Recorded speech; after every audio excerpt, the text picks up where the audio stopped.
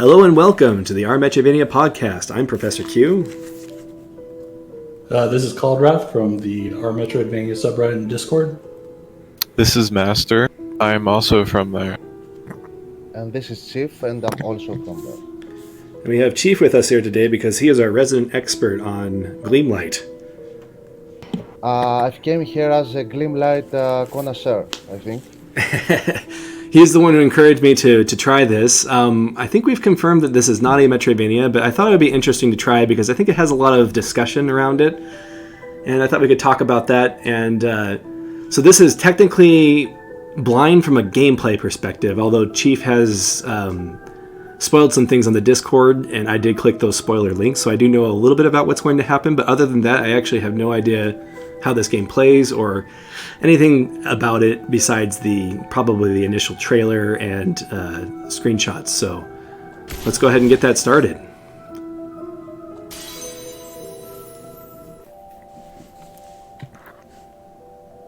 So a little backstory for this. I think we first saw this game in a Nintendo Indie World, December of 19, if I'm not mistaken.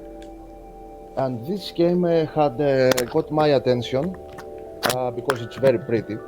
It looked very pretty, at least. And it looked very much like Hollow Knight. I think that was the general consensus on that. Watching the trailer, I was not sure if it was going to be a good game because the trailer didn't seem to have much content in it. When it was time for the game to be released in August 20, I did buy it day one to experience myself out of a whim, I guess, how this game runs. And the following 2.5 hours were very, very fun, interacting with the community.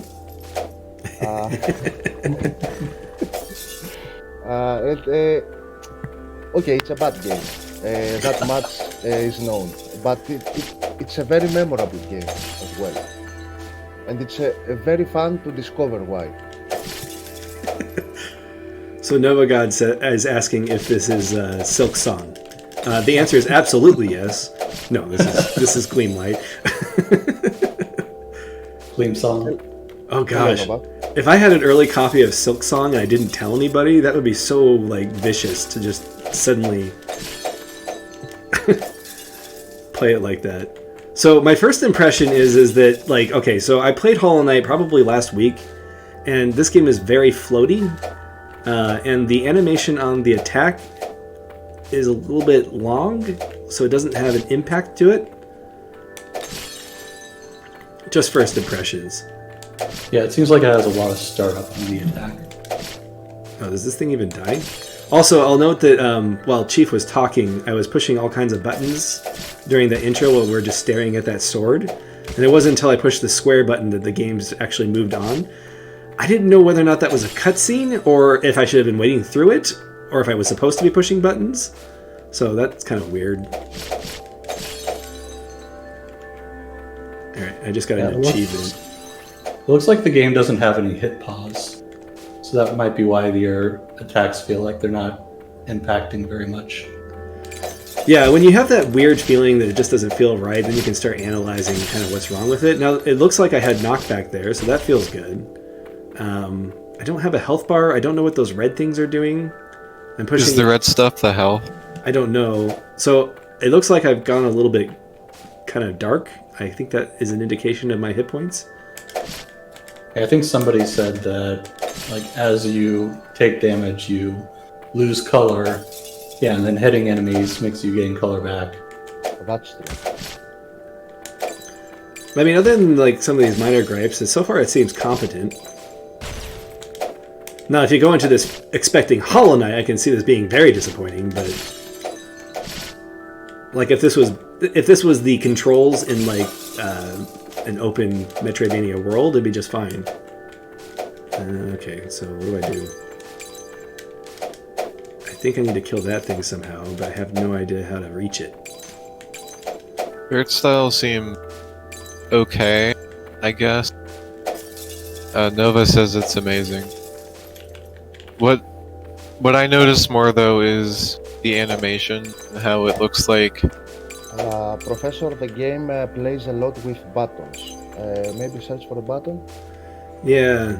Oh, there it is right there. It was hidden behind this twig. How's it going, Duckworm? Foreground elements hiding important things. That happens Yeah, a about lot. the animation, it seems to be using 2D skeletal animation. I don't think I've actually played a game where I thought that that used 2D skeletal animation that I thought the animations look good. Like, they do definitely become smoother, but then you are really limited in the types of animations you can do. They have never looked good in any game. I don't know why people use them unless it's out of laziness. Well, it has the advantage of both 3D and 2D for, like, cheapness of making assets. Yeah, I was about to say, it is kind of a hallmark of more amateurish games to have the skeletal framework. Oops, ouch. I played a few games that use it, and I'm going to defer to Caldroth's judgment that it's because it's easy and cheap. So, actually, Vigil, The Longest Night, for the NPCs, it used skeletal animation, like the townspeople. But those were just like, that wasn't for any action-based thing. I think the entirety of Salt and Sanctuary uses it. Like every character and every NPC. It's been a while since I played that one, so I don't remember. Oh, those are spikes. Well, I guess we get to find out what happens when you die. Yeah. Oh, do you start from the very beginning again? Oh my god. Oh, Okay, no, there was a checkpoint So- there. Would you say this game looks better than Salt and Sanctuary? It's more colorful. I'd say that the way Salt and Sanctuary looks is my biggest complaint about it. Not that factors into the score I gave it or anything, but The spikes seem to do a lot of damage. yeah, they do. So the fact that you heal every time you attack things makes aggression kind of a staple. I think this system makes for this game's broken gameplay because it just allows you to tank hits. Because the same time you take damage, you inflict damage, and you heal yourself from inflicting damage, and so on. I've beat whole boss fights tanking the bosses, so it doesn't work so good. I think that's more of No. a balancing issue, where they just need to either reduce the amount of healing you get from the attacks or increase the damage that the enemies do. Well, I mean, just to bring up a Soulsborne game, Bloodborne has that mechanic where you have a limited amount of time after being hit to get your HP back, is one method of balancing that. Bloodborne works because it's a limited amount of time, but also because I think it's if you take multiple hits, then you can't heal to full. I don't quite remember how it works. Yeah, it reduces can't always- You like get a threshold of how much you can heal after taking the hit, and that reduces more if you continue to take hits. Yeah, otherwise, you have leeching with hits. You really, if you have a game like this where you just have a lot of invulnerability frames after being hit, then yeah, the system doesn't work. How's it going, Melphis Belmont? Oh yeah, the leeching mechanic in Bloodborne is what makes Bloodborne, in my opinion.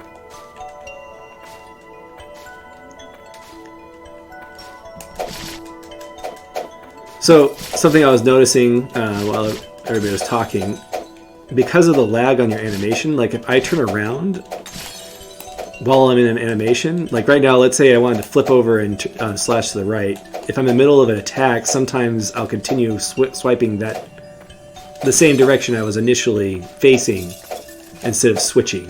There isn't a cancel, I guess, built into it. Just minor things that make it feel less solid. So at this point in my playthrough, back in summer, at this very point, I was wondering what's the catch of this game. What? And I didn't think there was any. If there was any point. Yes, any point, the catch of the game.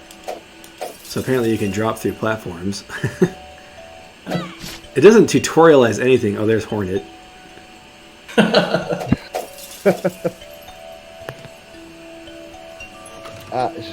One thing I think characterizes this game, and it was a selling point, if you like, is the game's persistence to not tell you anything. There is not a heads-up display, and there is not a single spoken word in this game.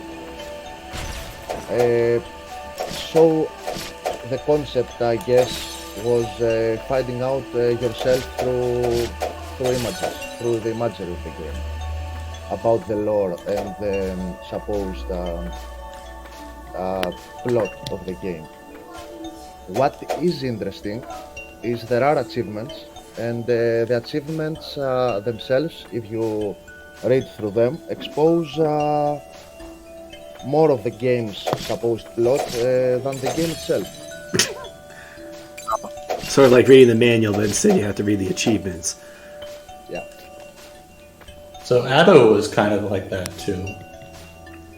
Addo Like, it had didn't have- pantomime, though, at least. Yeah. The idea of doing that, Oh, gosh. but when it works in other games, like, say, Dark Souls. Yeah, we're mentioning that again, because I was going to bring have- up Hyper Light Drifter, but you can bring up Dark Souls. Someone has to do it. Light Drifter still has characters, and they'll show you pictures of things, and that gives you a good idea of what the story is. Plus, it has a lot of good environmental... Does it have that much environmental storytelling, actually? Maybe not, but... I mean, that game's decent at it. And Dark Souls gets away with not directly telling you a lot of plot stuff, because you can talk to NPCs who will say creepy things, and of course you can read all those item descriptions that fill in random bits of lore. And that's... Now, you could argue that Dark Souls really started the trend of having lore you don't necessarily find in a game, that, if you know what I mean. Right. It exists, but the player doesn't necessarily know about it, and you probably wouldn't figure out much about it, either if you didn't want to, or maybe you just didn't get the item that told that bit of lore. So Silver asked a question about something that's also in Phenotopia. I'm sorry that I didn't catch that when you asked it. What was that referring to? Like a mechanic? Also, Nova Tilt God has, I just ran into spikes as I'm reading, has accused me of looking for flaws in this game, and that's true. Part of it is also a reaction to a feeling, initial feelings, and trying to identify what's causing those feelings. Not necessarily flaw seeking, but just observations. I think this combat system is competent. As I mentioned at the beginning, I think that if this was in a framework that was interesting, it would be fine. It would work great for a Metroidvania game, where the draw is most likely going to be exploration. As we know, this game isn't a Metroidvania, unless you count... It seems like every screen has a switch you have to flip, and that's kind of how this game progression seems to be heading. One sec. Looks like it's doing that thing where you have to go back and forth in the same room over and over.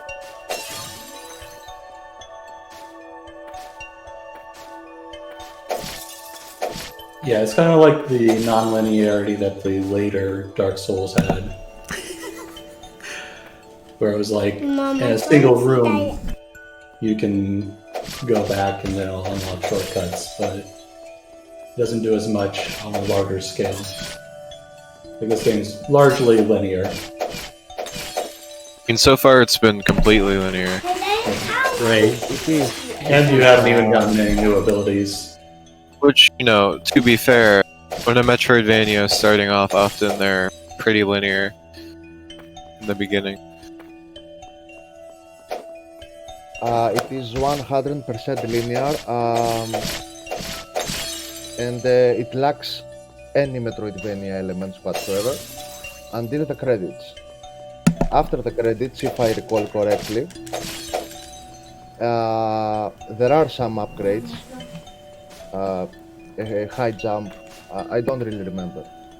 So there are some Metroidvania elements inside. But as far as I've been, there's absolutely no non-linearity in this game. Oh, hey, look, a boss. Let's see if I can just Wow. stand next to it and whack it while it heals me. Yeah, you're coming into this almost dead. Oops. I'm seeing how little I can try. Well, we'll actually try it next time, but... okay, so to address what Silveran said, I made the complaint that when you're swinging during the animation, like if I'm swinging, sometimes if I turn around, it doesn't turn around right away. And he said that Phenotopia is the same thing, and that's technically true. Part of the reason why I'm complaining about it here is it doesn't feel like it should be that way. Conveyance, I think, is the issue here. And there's a general looseness of animations and the way the game conveys information to you in general. It doesn't look like it's consistent in whether or not you'll switch directions Right. in the middle of an attack either. Okay, so in this situation, I guess let's just see if I can stand here inside the boss and see if this works. Yes. Yes, it does work. At least for the first boss. That was incredibly engaging gameplay.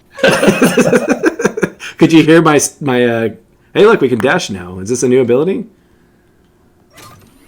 How do I do it? Oh. Okay, it has a cooldown. Well, that's cool. It feels weird, but okay. Let's just skip past these enemies now that we have the ability. Alright, I'm betting there's a switch hidden up here. So the object of the game is to find the hidden switches in each room. Which are hidden by foreground objects. Yes, well, they did establish that early on, so it's not like the game isn't naturally teaching me these things. What is interesting is using the dash and using any ability whatsoever drains your health. Even if it's for a little. Oh, so the dash does hurt me. Yes, a minimal amount, but I think it does. Can you dash yourself to There death? is some kind of vision behind this game. I can see that, but it's terribly unrealized. I think that's the case with any game. I don't think anybody goes out to say, all right, we're going to make this fraudulent game that we're going to pretend looks like Hollow Knight, and then... People do that. Homicide Studios. Yeah, I think those are the exception and not the rule, though. Especially when That's there's true. obvious care put into the art assets in this game. The problem with playing a bad game is that, like, if you're watching a bad movie or something, you can still enjoy that because, you know, it's something you watch. It's happening to you. You're not doing it. But when it's a bad game, you're just doing something that's not. Oof. It's not good. You know what I mean? I think. Right, no, I definitely understand. I'm a fan of So Bad It's Good. I like camp. Right. That's just not really a thing with most video games. You can do it with the game's story, but when you do it with the game's mechanics, it tends to be very grating, especially if you have a goal that you're trying to accomplish. And it's not just running around as a goat and making fun of the fact that the goat looks funny.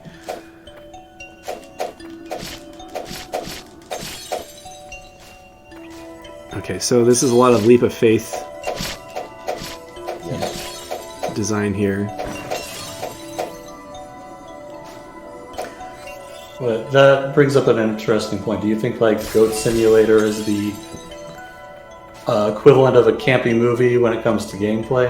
I think that's what they're trying to accomplish. Now, I don't personally care for that style of game, but obviously it was a big popular thing and there was an audience for it. Alright, we got guys with shields. That's interesting. He kind of went down quickly. This makes sense since I was hitting his bag. I feel like so bad it's good often comes from janky and unpredictable physics. Those are the entertaining things that can happen that you could technically say are bad quality. So I'm nitpicking a lot of the combat. I think all of that's important for the overall feel of the game, but I think the framework here is serviceable. The problem is the level design hasn't done anything interesting at this point. The thing is, you can say that any game is serviceable pretty much. I mean, most games aren't just so bad that they're unplayable. Most aren't, no.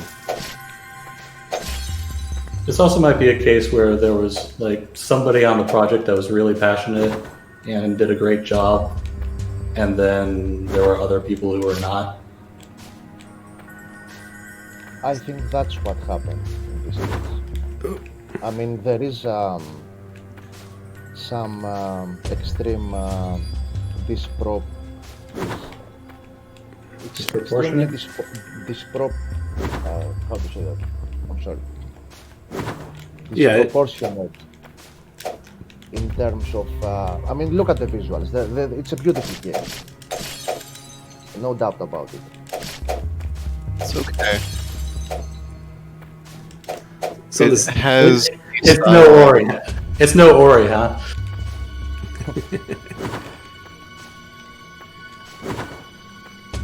So on the subject of whether or not the dash hurts you, it does make those sparks fly out. So I don't know if that's conveying that it's hurting me or not.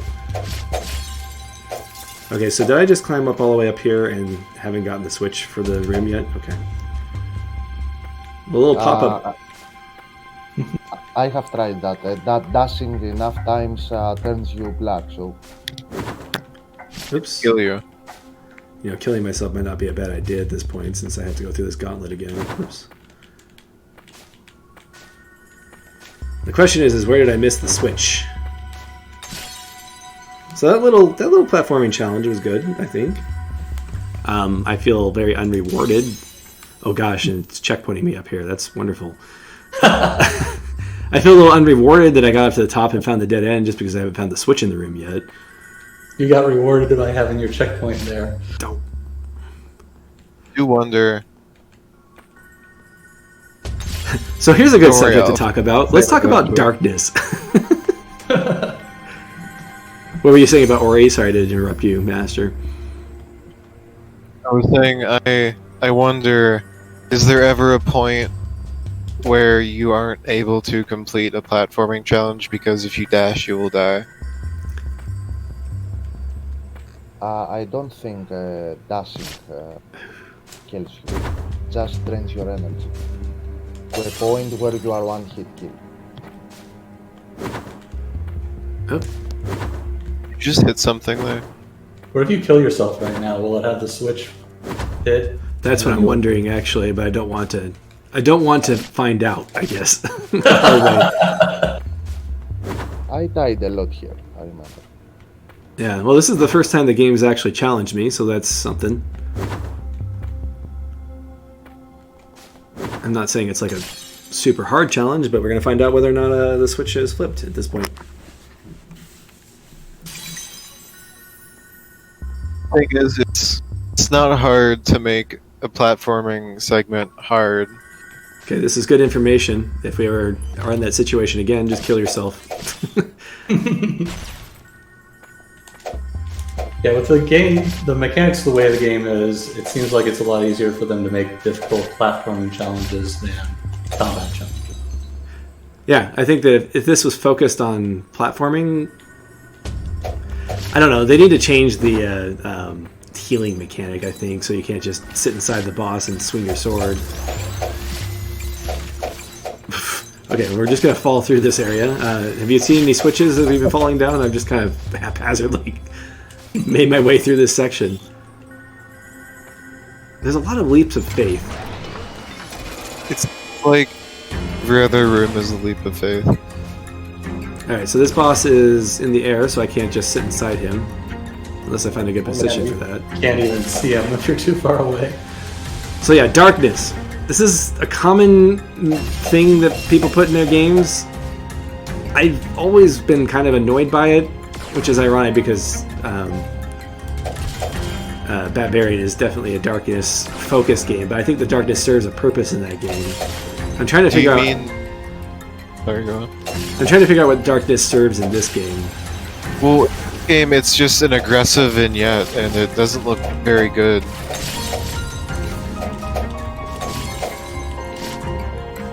Okay, so there's these ads. These are neat. And it is basically what it is in most games, but like, there's no point in not being able to see the boss when you're on the other side of the room. It doesn't. In this situation, help. yeah, I agree. Unless it was like trying to be stealthy, which it obviously is not. Barbarian is all about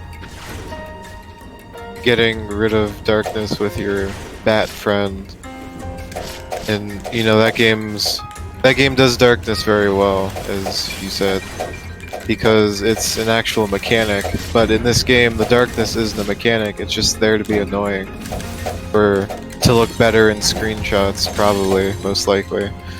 Yeah, it does seem like an aesthetic choice. So the funny thing about Barbarian is that the game started from when he was the developer was learning how to code in, I think it's Unity. I think he started out with a different coding, but whatever language it was, he was learning how to code, and it had a tutorial where you just you copy the code and it does the thing, and you kind of learn from the code. And it was for a light source coding. Looks like I'll probably get a new power, right? Is that double jump? That's going to make platforming a lot easier. Now I don't remember these images after you get a power up when I played. No, so they probably added them. Yeah, that boss wasn't bad. At least I couldn't sit inside him.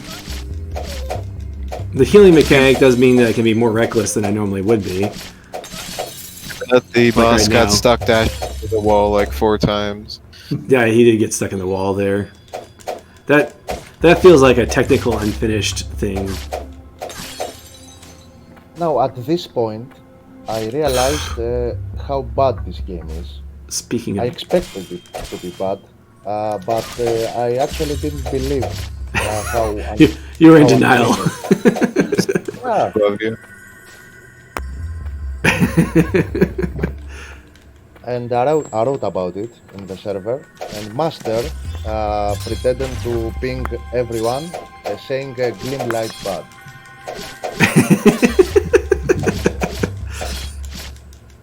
Of course, I would never actually ping everyone. No, you put a blank space between. So you weren't. Okay, there's the switch. That's important. I'm actually kind of enjoying it now at this point, a little bit. It feels more interesting now. So anyway, I didn't finish my story about Barbarian. So it started out as a lighting tutorial, and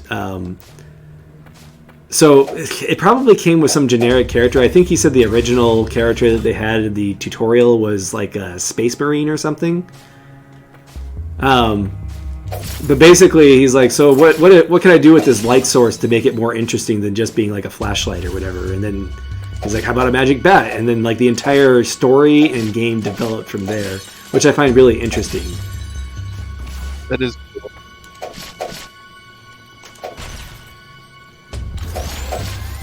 But he wanted to make the light source an animal so that he could give it a personality. And then he's like, so what? And he didn't like the idea of a space marine. He's like, I want a Conan-style barbarian, you know, and everything just kind of evolved. Okay, so how high can I jump? Because I'm trying to figure out how to get up there. Maybe I need to kill this thing. If I couldn't heal myself, the combat would actually be somewhat interesting. Like those things that he was telegraphing attacks just then. If I actually felt the need to dodge, it would actually be kind of fun. I forgot that this game actually came out this year. Okay, so I was just thinking about like the best Metroidvania is this year. There we go. It I came was out like, last what's year. the worst one? Oh yeah. Oof. I'm gonna die. But at least I know the switch isn't gonna go away. Try that again. It seems like I will really like Phenotopia. Oh no. I think you will. I think the only part you might not like necessarily is that there is a lot of NPC chatting in that game, but I enjoyed it. I thought that the characters were charming and Right, when I say I hate things, I don't mean that I always hate them. I just mean that how they're executed 99% of the time. sure. It does make me a little bit wary on how you would react to certain elements, though. But you seem to be enjoying the story in Barbarian, so come on. Was Darkness. Dark Souls. Here you go. Always gotta come back to that. Oh my gosh. Wow, okay. Well, I'm actually being challenged here. Good.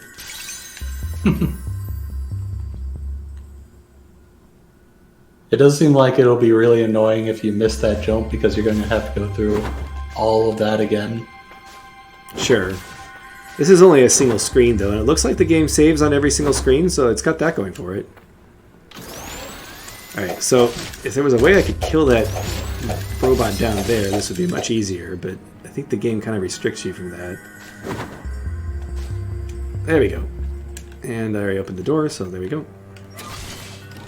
Excellent.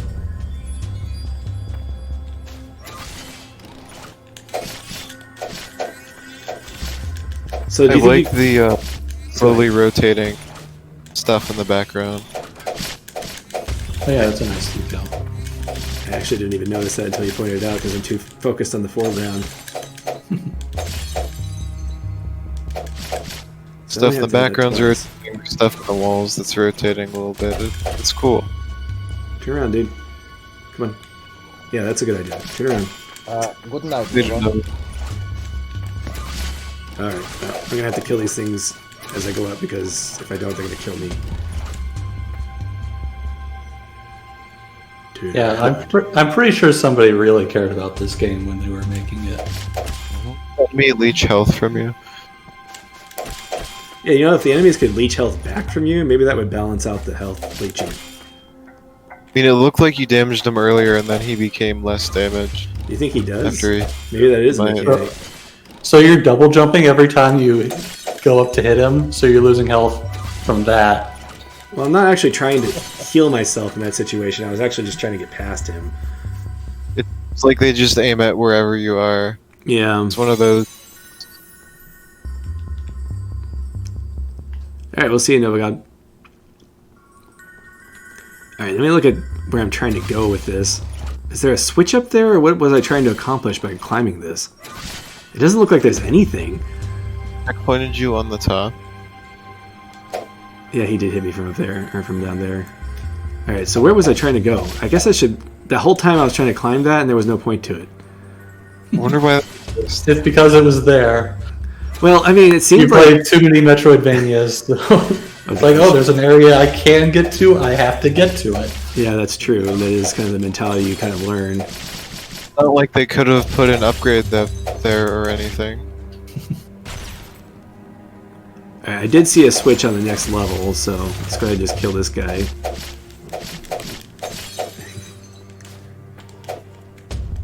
Alright, we have to get the switch before we move out of here, so... how do I get up there? It looks like that's the exit.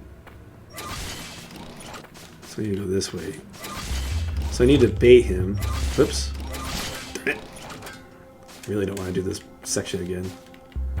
Oh, there's the switch, like, between them. Oh. Well, at least I don't have to worry about flipping it again. Little things like that kind of make less desirable designs less painful. The fact that I don't have to flip that switch again. Can you jump down through that platform that you spawned on? I don't know. I should probably check that. Maybe that's the reason why those guys are even there. Probably. Those are... They're really thick. Those platforms are really wide for some reason. Usually, when a game wants to show you can drop through something, it's thin. Super thin, right? See ya. You're just... Oh, okay. He's literally there just to troll the entrance to this thing. Part of the problem also is the aforementioned darkness, just making it hard to see things. Yeah, it makes the drop down What the problem even worse. What is going on here? Where did all these guys come from? It's like they sometimes show up when you break the mirrors. You think that's what it was? Maybe. Alright, so I need to maybe drop down from here and then do this? No. Can't make that. Okay. Apparently you can dash into those walls. I wonder if I could have done that in that previous room.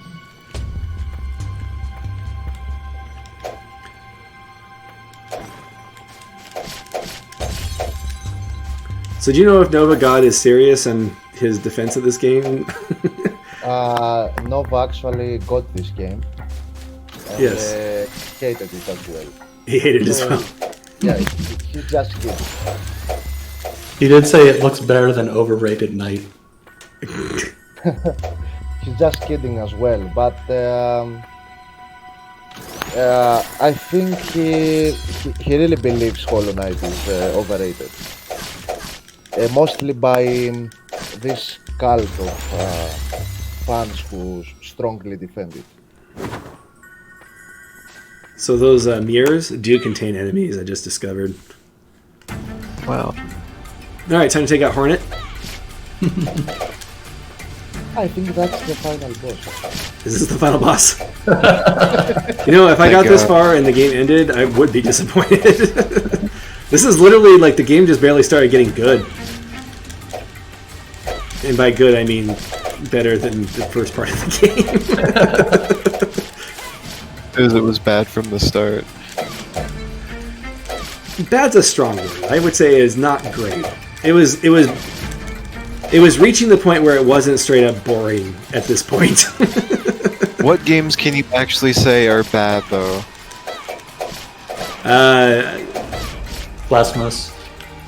Just check out my review scores and go from the bottom.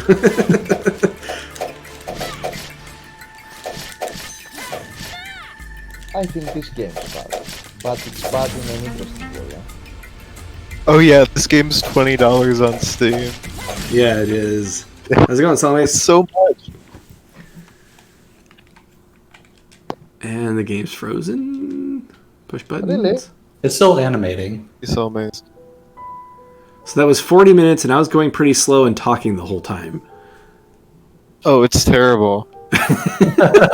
You missed it. You missed the whole thing, Salome. It's the best game ever. The best 40 minutes. It's just compressed into there. Okay, It's like all the joy you got from Hollow Knight just in 40 minutes. Now imagine me getting this game, telling the people in the server that I actually start this game, and 1 hour later, credits roll.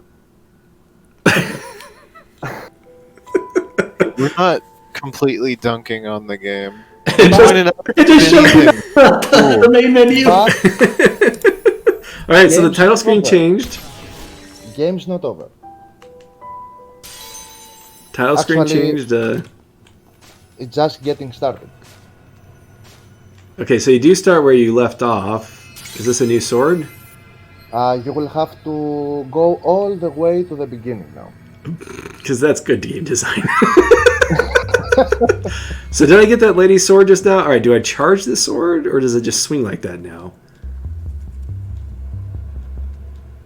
Yeah, I also don't get the whole, like, it looks like you're stabbing yourself.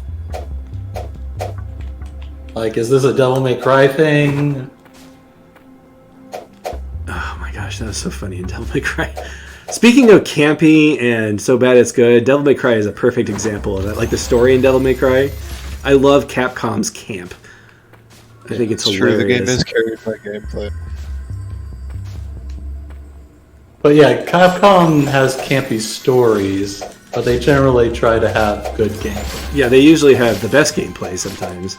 Yeah. Arguably, Devil May Cry is one of the best action games ever made, or the series anyway. I don't feel like the first one aged very well.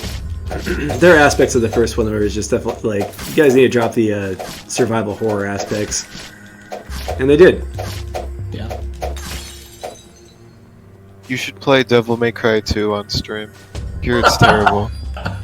I have played that game. Is it worse than Gleamlight? Because that's what we're going to do from now on, is just play bad games on stream. Is that the... Yeah, I already told you guys what I'm playing next week. I actually don't remember. Neither do I. Well, Yeah, I do remember.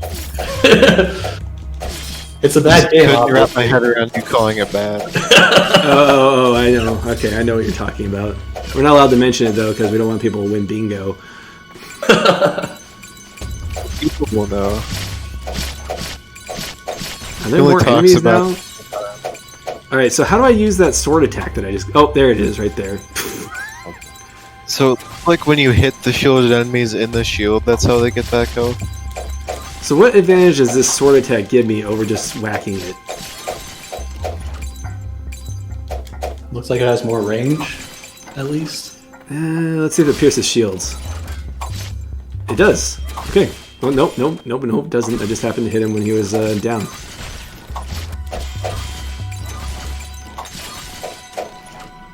Does that use health? For damage. Probably, everything does. Maybe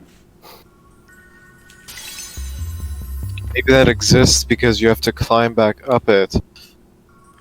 I don't think he's stabbing himself. I think it just looks that way because he has the elf ears. Oh, those are ears. I thought that was a feather in his cap. It could be a feather in his cap, but he has it on both sides. So does he have two feathers in his hat cap? Sure, Perhaps sometimes just you got a double right. feather. Double feathers.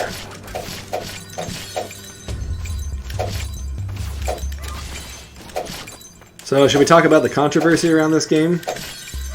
How it looked Sure. like Hollow Knight? I mean, it doesn't really look that much like Hollow Knight, though. It's just... It's a sword slashy Metroidvania.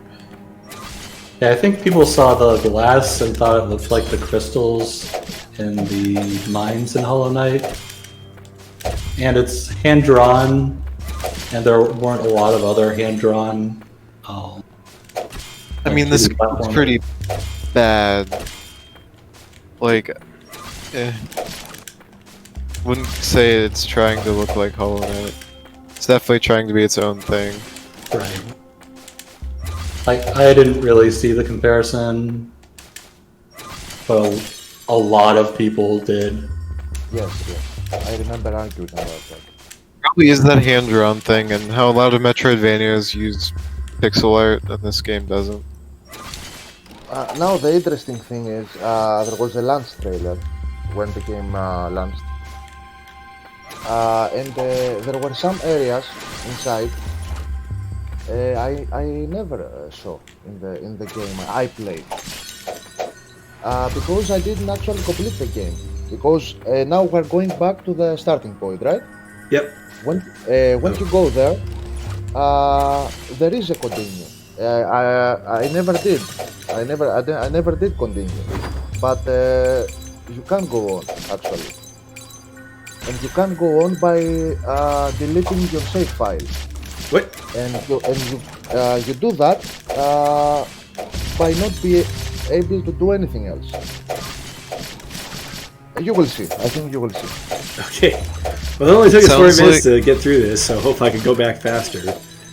Sounds like they were trying to be cool with how, they handled progression and tying it to game mechanics like saving, if that makes sense.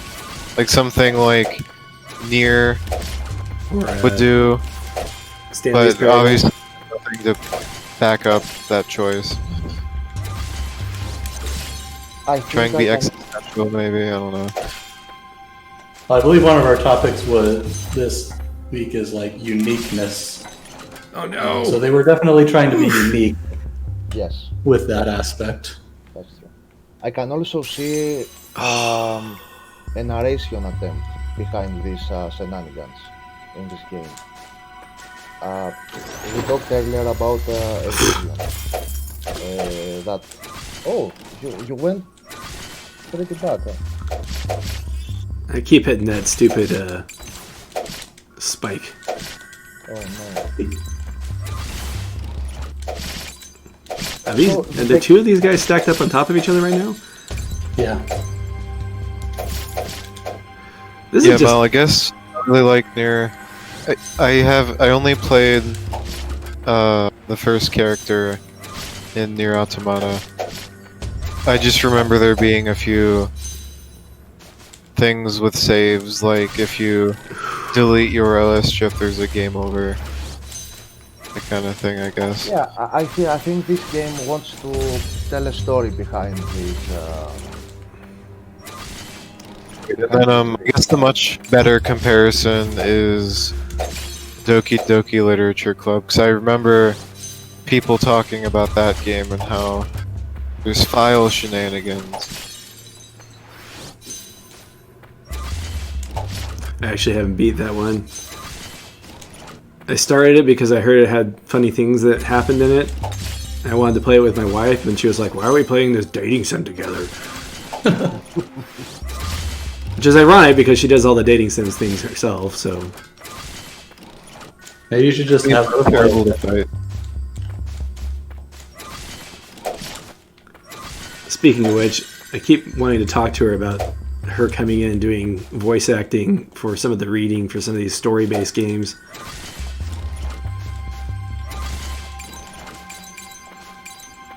There are a lot of games where the main character is a female character, and it doesn't seem right with me reading them.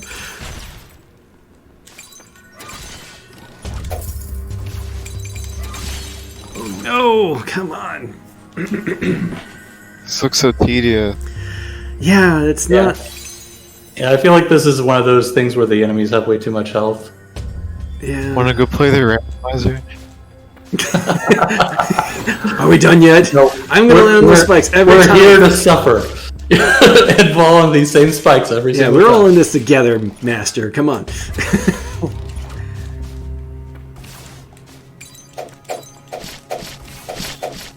Maybe you just try rushing it. Oh no.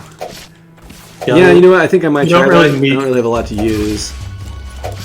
To lose Just here. get your health full on these dudes and then Yeah, that's my plan. see if you can best the shield dudes. Get that out of the explosion, dude. Okay. One part of me is surprised you haven't dropped it yet. Haven't broke what? You haven't dropped it yet. I'm a little bit Hey. surprised.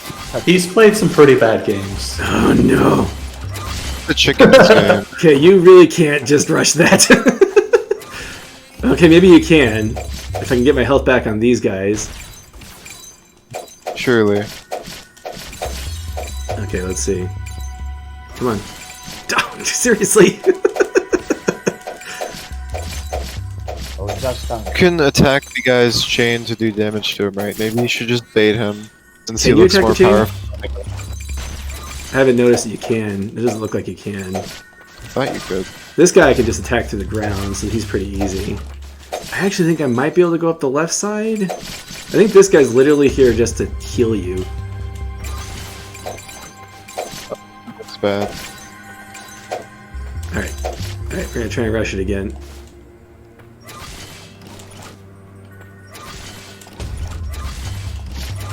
Okay, so yeah, no, that's not happening. You're right, that game does look worse.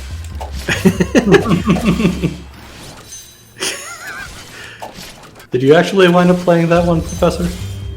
Adventure Fighting Chicken? Yeah. No, Salmas played and told me it wasn't a Metroidvania, so I took it off my list. That one's less interesting to this than to me, based on what I've heard about it. Okay, what's going on here? There we go. It's like I lost control of my character for a second there. Using all yourself double jumping to get back up. Well, I have to. I can't make that jump otherwise. Alright. If I bait the attack... Come on. Really? He's like freaking out. You might be able to just rush it at this point. Oh yeah, that's broken.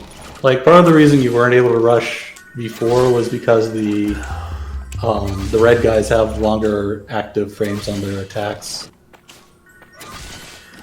Taking damage from this guy several times without moving past him. Yeah, I just don't want to get killed by the guys on top, so I'm trying to get at least a little bit of leeway here. The problem is sometimes he'll attack diagonally and other times he won't.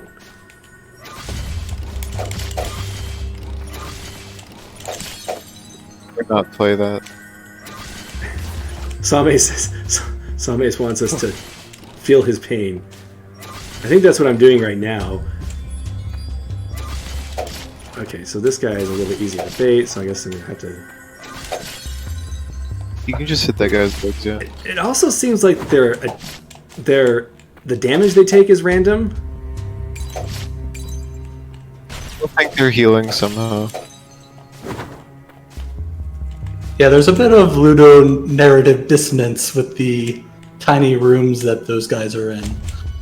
It much reminds me of like a custom map someone would make for a random 2D game. Just in how it's designed. The enemy placement.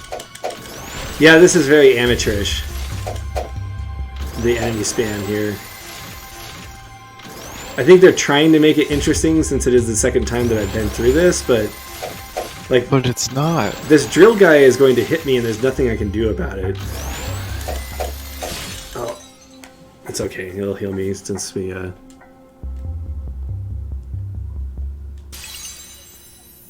need a union. I agree. Okay, so this was the checkpoint. I'm not sure why it couldn't have started at me in this room, but let's see if I can do this. Nope, I have to double jump, so I can't. I can't. There. Give this game a 2 out of 5. No, I probably wouldn't. Is that too high? This might be a 1.5 at this point.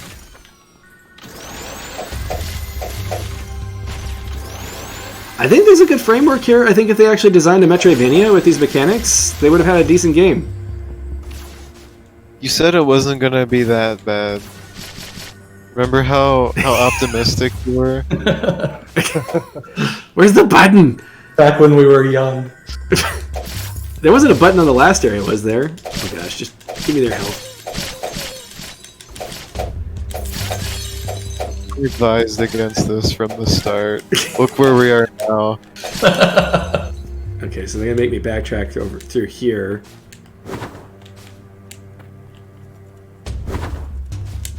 They gotta use the whole room. Yeah. By the way, this whole switch design, not a fan when it's overused, even when Minoria did it.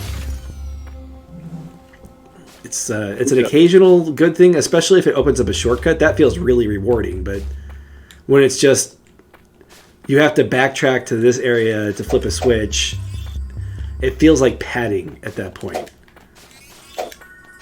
We'll need to talk about uniqueness. Yes, let's talk about uniqueness. Does every game have to be unique? When is unique good? What does unique even mean for a video game? For anything? That nobody else has done that? Like, nobody else has done a game where you... Right. Is it the combination of mechanics that makes it unique? Because... Is it just one thing that makes something unique? Or can something be composed of entirely not unique things, but still be unique because of the way it uses them? Well, Dark Souls is unique because it's the only game I know of that uses bugs instead of like furries or whatever. Dark Souls or Hollow Knight? Hollow Knight. Did I say Dark Souls? Yeah. Yeah. I meant Hollow Knight. They're the same thing. Come on. But there's Bug Fables. Oh, that's true. See, but Bug That's Fables not isn't much unique of a- because Hollow Knight did it first.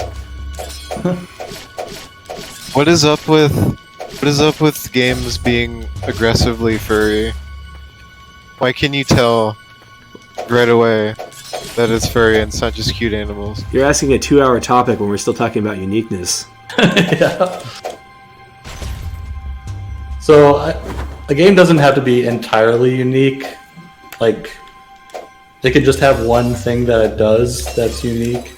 Yeah. And basically, doing something unique in a game is like conducting an experiment.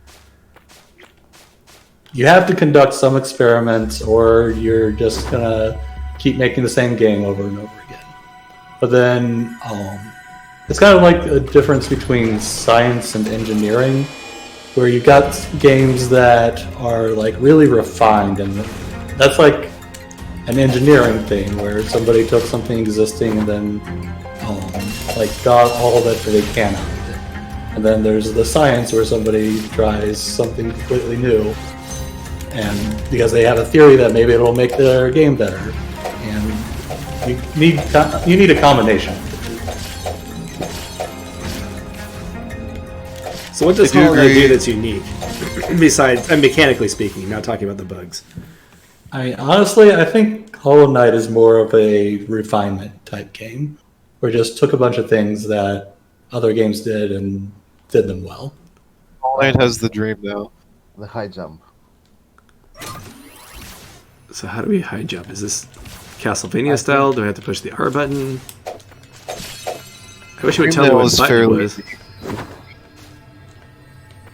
I mean, there are games where you can read enemies' thoughts. There is also this one platformer game. Its name currently eludes me. Play as a slime, and you can read the thoughts of your enemies by jumping on their heads. But anyways, games don't need There it is. super unique mechanic to be great games. Okay, everybody, it just there's a needs circle to button. Like one of It the needs most to be a beloved good games. combination and execution of not necessarily unique things. Yeah, like Chrono Trigger is like my go-to example for a game that just I guess it does some like minor things uniquely, like actually using space on the battlefield, but Is it the first the game that map did the? major. Sorry, what was that? Is it the first game that did the combo system, where you combined attacks with your friends, with your other teammates? Because that was the thing that really stuck out to me when I first saw that game. It might have been, but ultimately that's just like the only difference there is that it uses 2 characters action bar instead of just 1. Sure, it's cool though. Yeah. But yeah, Right. that's more of a theming thing. You're right. I don't know if it's gameplay or theming or what. Uniqueness is overrated. Like, obviously, if you're telling a story, you don't just want to tell the same story someone else has told. If your story is super predictable, then you're probably not going to be as engaged. But games don't need to be quote-unquote unique. People get hung up on if something is unique or not, but when it really doesn't matter that much. So when a game first comes out, I'll be more interested in it if it's unique. But if it's been out for a long time, I'd be more interested in one that's well refined. There is a difference between something being not unique and something relying on overused tropes. Don't conflate the two. Same is pointing Well- out something really important. In Chrono Trigger, there weren't random encounters, which was kind of unique for JRPGs back then. Final Fantasy Mystic Quest did that. Yes, but Final Fantasy Mystic Quest wasn't a good game. Don't tell Phasermint that. Okay, I enjoy Final Fantasy Mystic Quest. I like the Metroidvania aspect of it, where you got powers that let you use things in the map and allow you to progress further. Of course, I'm going to like that aspect of it, but overall, it has the same problem that every JRPG has. It just does it worse. Oh gosh, where it's just too easy and spamming the attack button is an optimal strategy. That type of thing. Like Gleamlight. Well, I will say that it has mixed things up a little bit. I don't know if that one room with the punching guys was very good. That has less to do with the core mechanics and more to do with they just spammed enemies for that part. Metroidvanias actually have an interesting story. Which Metroidvanias have an interesting story? Yes. I'm pushing the select button because I want to know like where I am and where I'm trying to go. Super Metroid? Super Metroid does, yes. Yeah, I think. That's actually what I plan on streaming once we get to it, just for this purpose of talking about the story.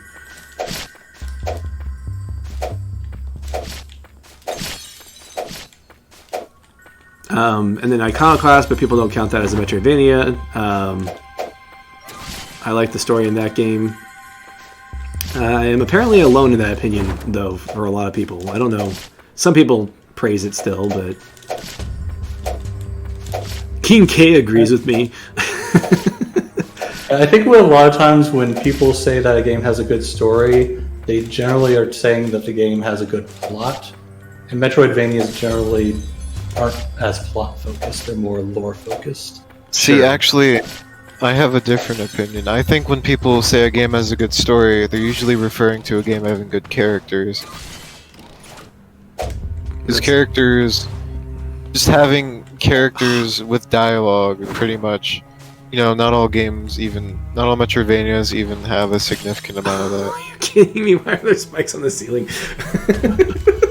Maybe Why wouldn't they be something like Time Spinner, and it's, oh look, these characters are talking to each other, therefore this game has a good story. Well, that's the thing about the subject of good story is that it is one of the more subjective things. I did twice because I wanted to do it twice, not because I'm dumb. We shouldn't even talk about a game having a good story or not. That's like such a dumb thing to talk about. Well, you're the one who asked the question. Yeah, I'm not making fun of you, I'm making fun of myself. Oh. Why did I even bring that up? Well, a lot of people do play games specifically for the story. Right, people... I'm playing a game for a story right now. Alan Wake.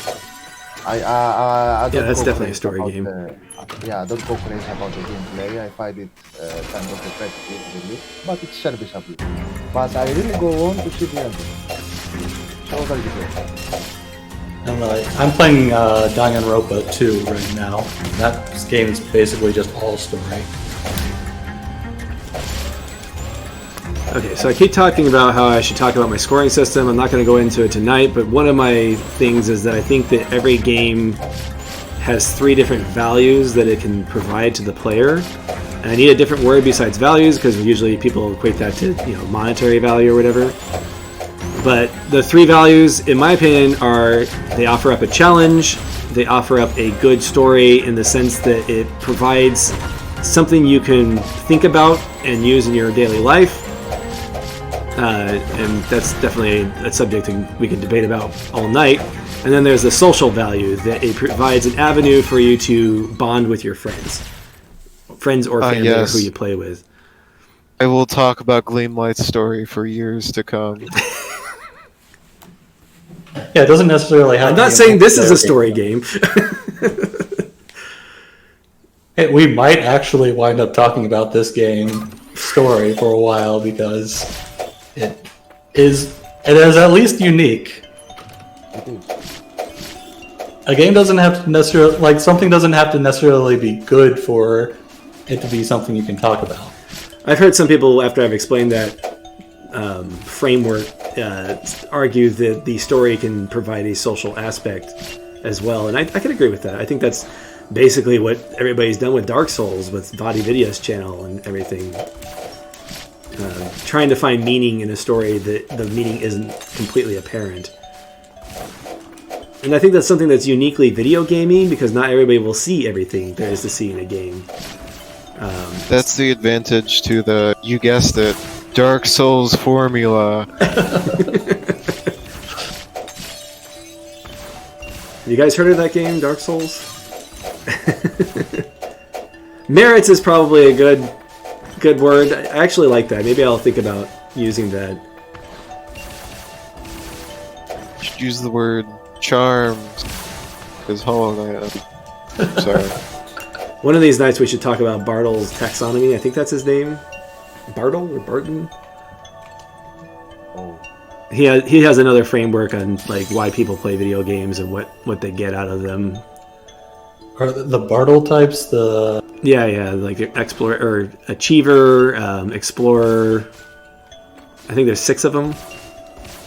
Oh, killer... The socializer.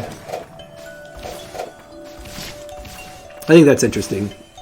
I like to simplify things myself, but I think it's an interesting springboard. Simplifying things is fun, especially trying to simplify something to the point where it just becomes more complicated. Like the Metroidvania genre. Yeah. You can categorize anything. This is just annoying. These things need to go away. Just keep hitting them, you'll be fine. I know. But I don't want to keep hitting them because I want to move forward. I am done with this room. So it took me 40 minutes to get to the first end credits. How fast would it be if I didn't have to deal with the annoying monsters along the way? I think I'm supposed to go this way anyway. They're part of the game. Something interesting with a game like this, it may have 42% positive, which is mostly negative on Steam, but there's still 42% of people who said, yes, this is a good game and I recommend it. And you have to wonder, why do people always defend terrible games? Buyer's remorse is sometimes the... Or, you know, there are things that aren't bad in this game, and sometimes just not being bad is enough for some people. Or they're being contrarian, where like, oh, everyone hates this game, but it's not as bad as everyone's saying. Isn't there a YouTuber who literally reviews LJN games because AVGN rags on them so much?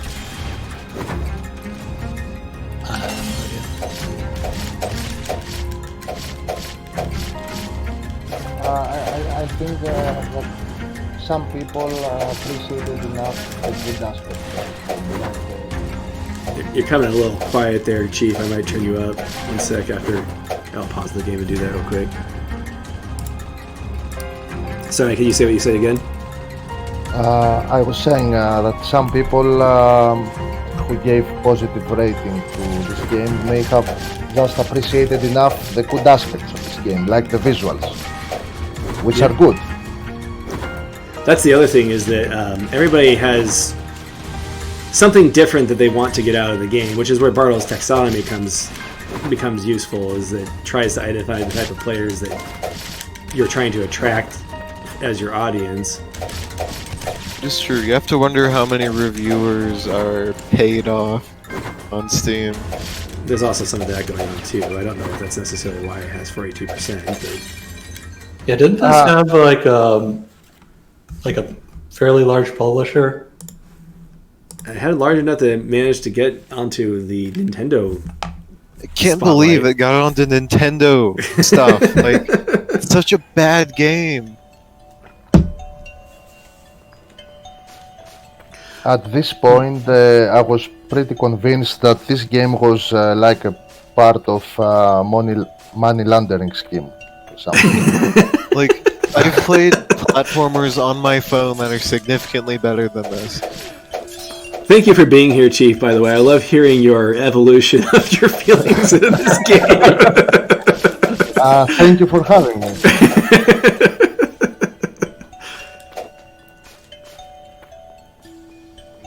Some people don't even play the game before they review it. They play it for 15 minutes and they're like, oh my gosh, I can swing my sword. I love this game.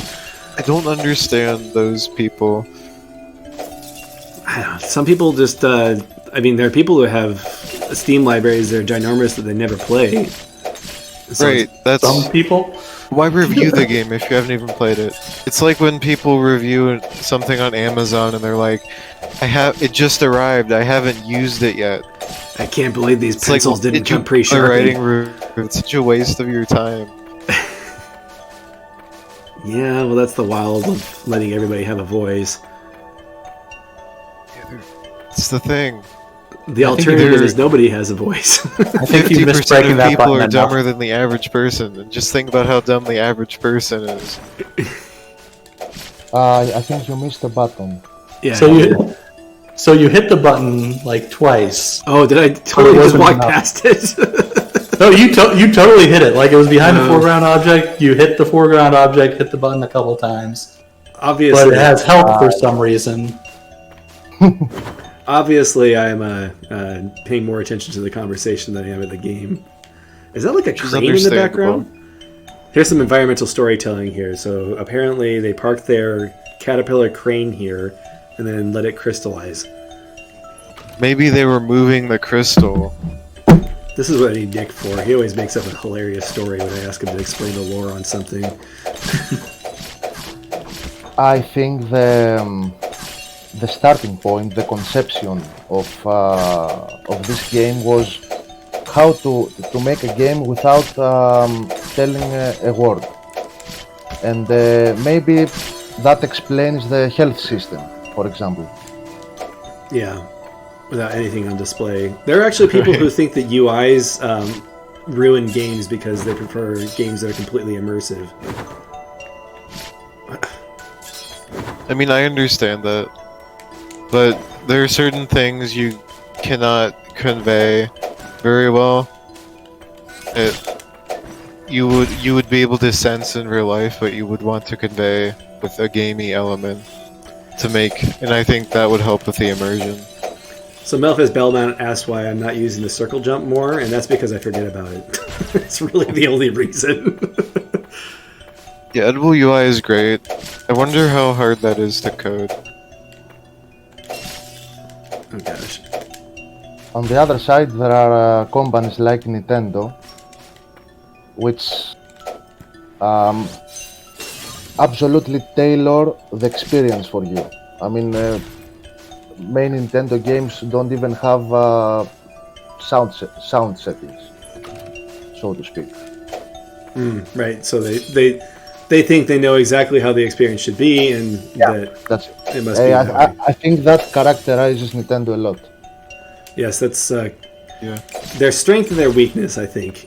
Good work. Actually, Game Maker's Toolkit did a video recently on like how accessible games were last year, and it actually turned out that the Japanese companies were the worst about accessibility options. Oh gosh. Yeah. Did your invulnerability just get overridden? I don't know what happened It there. looked like you took damage from the enemy and immediately took damage from the spikes. Oh no. If they have separate timers. This is the other reason why I don't use the circle jump, because I can't see as I'm going up. So I'm bound to crash into something. Okay, I can't go that way. The Japanese have some interesting instances of accessibility. Like I read the other day about a Japanese creator, I don't recall his name. He worked for Sega, as it seems. So he made a game for blind people, using only sound. Nice. And yes, he made Sega distribute 1,000 copies of this game and the Sega console to blind people. That's neat. I don't remember the name. You almost back to the start. I hope so. Apparently it's raining green things from the sky. I don't know what that's all about. Clearly, there was some Ghostbusters well name. thought out lore behind that decision. We must just figure out what it is. What? Okay. I think it's the first time we see this boss. Yeah, it is the first time I see this boss. Okay, so get in, / get out. Yeah, it seems like there's certain attacks that don't activate invincibility. Yeah, that one ignores it. What the? Fabergé egg.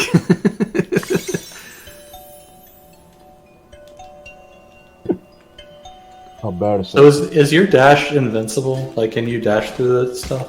Well, I take the damage from using the dash, but I don't. I guess other than that, I think I am invincible because they position it as something you use to get through spikes. I'm just gonna use these guys to heal real quick. Going up seems like a bad idea. Because the way to find the boss is down.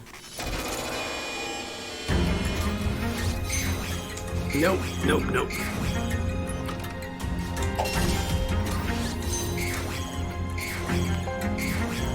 I'm actually having to dodge, guys. At least until I break that crystal on his forehead, then it's all over. So clearly the crystals are evil. We're figuring out this deep lore. Oh, and now we're figuring out I'm trapped. Oh, Dash through it. what the? the crystals This is a may good be spot. some form of infection, I think. Oh, there's the Hollow Knight connection. Yeah. That's what Okay, I so it think. does heal him when I do get hit. Yes. Some enemies appear to do that.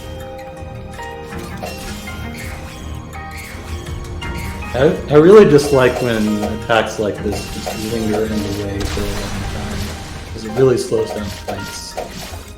Yeah, if you want an area... If you want an attack that gets the character away from the boss, you should make it very short in duration. But it hurts. So when you see it, you go, oh shoot, I must run away fast. Like, for example, Dark Souls, few bosses will do big AoE attacks. And that's, you panic and run away. But a That's lot of how- them you can just dodge into them. Yeah, that too. But you have to know the timing to do that. Wait, I can use this in the air? I thought I had to be grounded to use that. Okay, so... Considering that these images that indicate what ability you've got were not present in the version I played, oh no! Oh my god. I actually did not know what abilities I got after the credits. Wow. So you had the mash buttons. I didn't know I had invincibility. It's now that I learned this. I mean, you already have to mash buttons to figure out how to do the attack, right? Yeah, that's right. Not even knowing you got an upgrade, jeez. So there were some areas in the launch trailer which showed some kind of gravity shift gameplay, which I never saw in my playthrough. So these areas may be after the second credit, so after deleting your save file or something. Yeah. Have we actually gone beyond the beginning of the game yet? No, we're here. I think it's almost there. What the? Him again? Oh, I think that's one of the final bosses. Final. So, I was literally just thinking just now that the last 15 minutes or so, I'm like, that hasn't been so bad. My feelings on this game have improved, and then now we're fighting the same boss again. And they just decided to put him up really high so it's hard to hit. Right. When will you give up on this game? Well, I want to see at least the next ending, and then we'll stop there. I will commit to stopping at that point. Oh no. You can delete your save file and then see what comes after. Okay, I guess we can... I haven't. Oh, you haven't done it yet?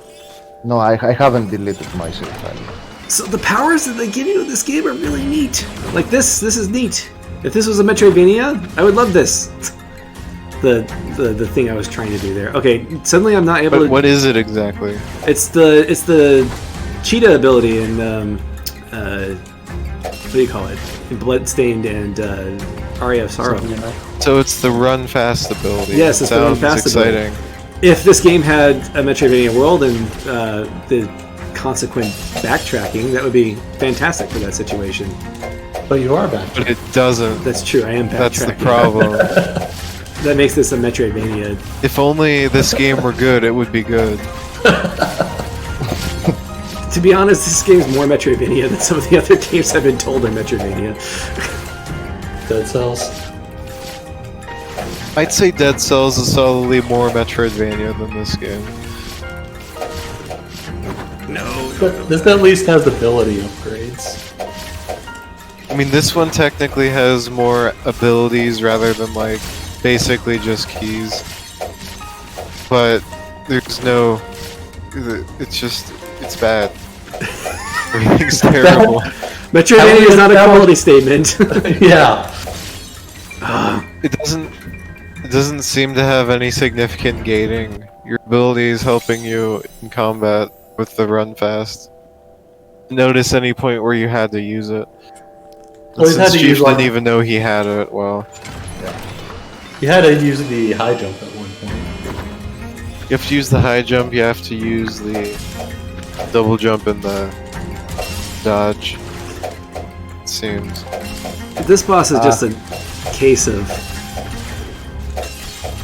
I don't know, a lot of games do this where they have the out-of-reach boss that doesn't really work with the game's mechanics. And you have the high jump, so it's not really out of reach. It's just a pain in the ass to use. Yeah, it's because I can't stop myself mid-high jump. Oh. Like, once I push that button, I'm, like, stuck in the ceiling. Like, I hit it, I'm not even touching the controller right now. Whoops. I don't want to die in the process. Can you cancel it in anything? Like, can you dash out of it? That's a good question. I could try that. Also, the high jump seems to drain like a lot. Oh, it does drain a lot of hit points. I was noticing that. You may try hitting him when he's low, whenever he's low. If you like Hollow Knight, would you like Robbie Ribby? Bosses aren't quite the same. Usually I recommend Environmental Station Alpha because of the bosses, but you may not like the puzzle aspects in the late game. And I you wouldn't got- even that's compare the- those games. Besides the fact that they're both good. They both have You similar definitely have to boss get- styles, in my You opinion. definitely have to get past the aesthetic choices they made. I don't get why people say that game looks bad. I think it looks great. And it looks good, but it also looks sketchy. What do you mean it looks sketchy? This game looks sketchier than ESA. Oh, I was talking about Rabby Ribby. Oh, okay, sorry. No, I completely understand. We are now on the same wavelength.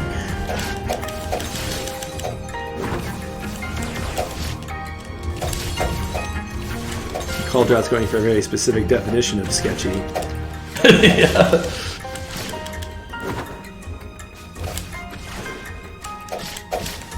You should maybe attempt to dodge his dash attack, or maybe bait it into the wall. Yeah, I need to do something in order to... You can also gain health by hitting the minions, maybe. Yeah, I'm getting health from the minions, that's what I've been doing. So I think the reason why I was dying so quickly before is because the high jump uses so much HP. Yeah. So the ability that seems to enable you to hit this boss is actually a really bad idea. Oh, you didn't like the grappling hook audios. That's sad. That's the other thing. If you don't like the grappling hook in Environmental Station Alpha, you're not going to like the game. Yeah, that's kind of its, like, key interesting feature. But the bosses, very, very Hollow Knight-like.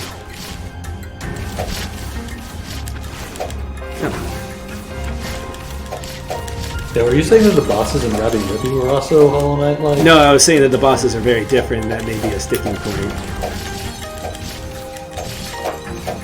The bosses in... Pretty much all bullet hell bosses.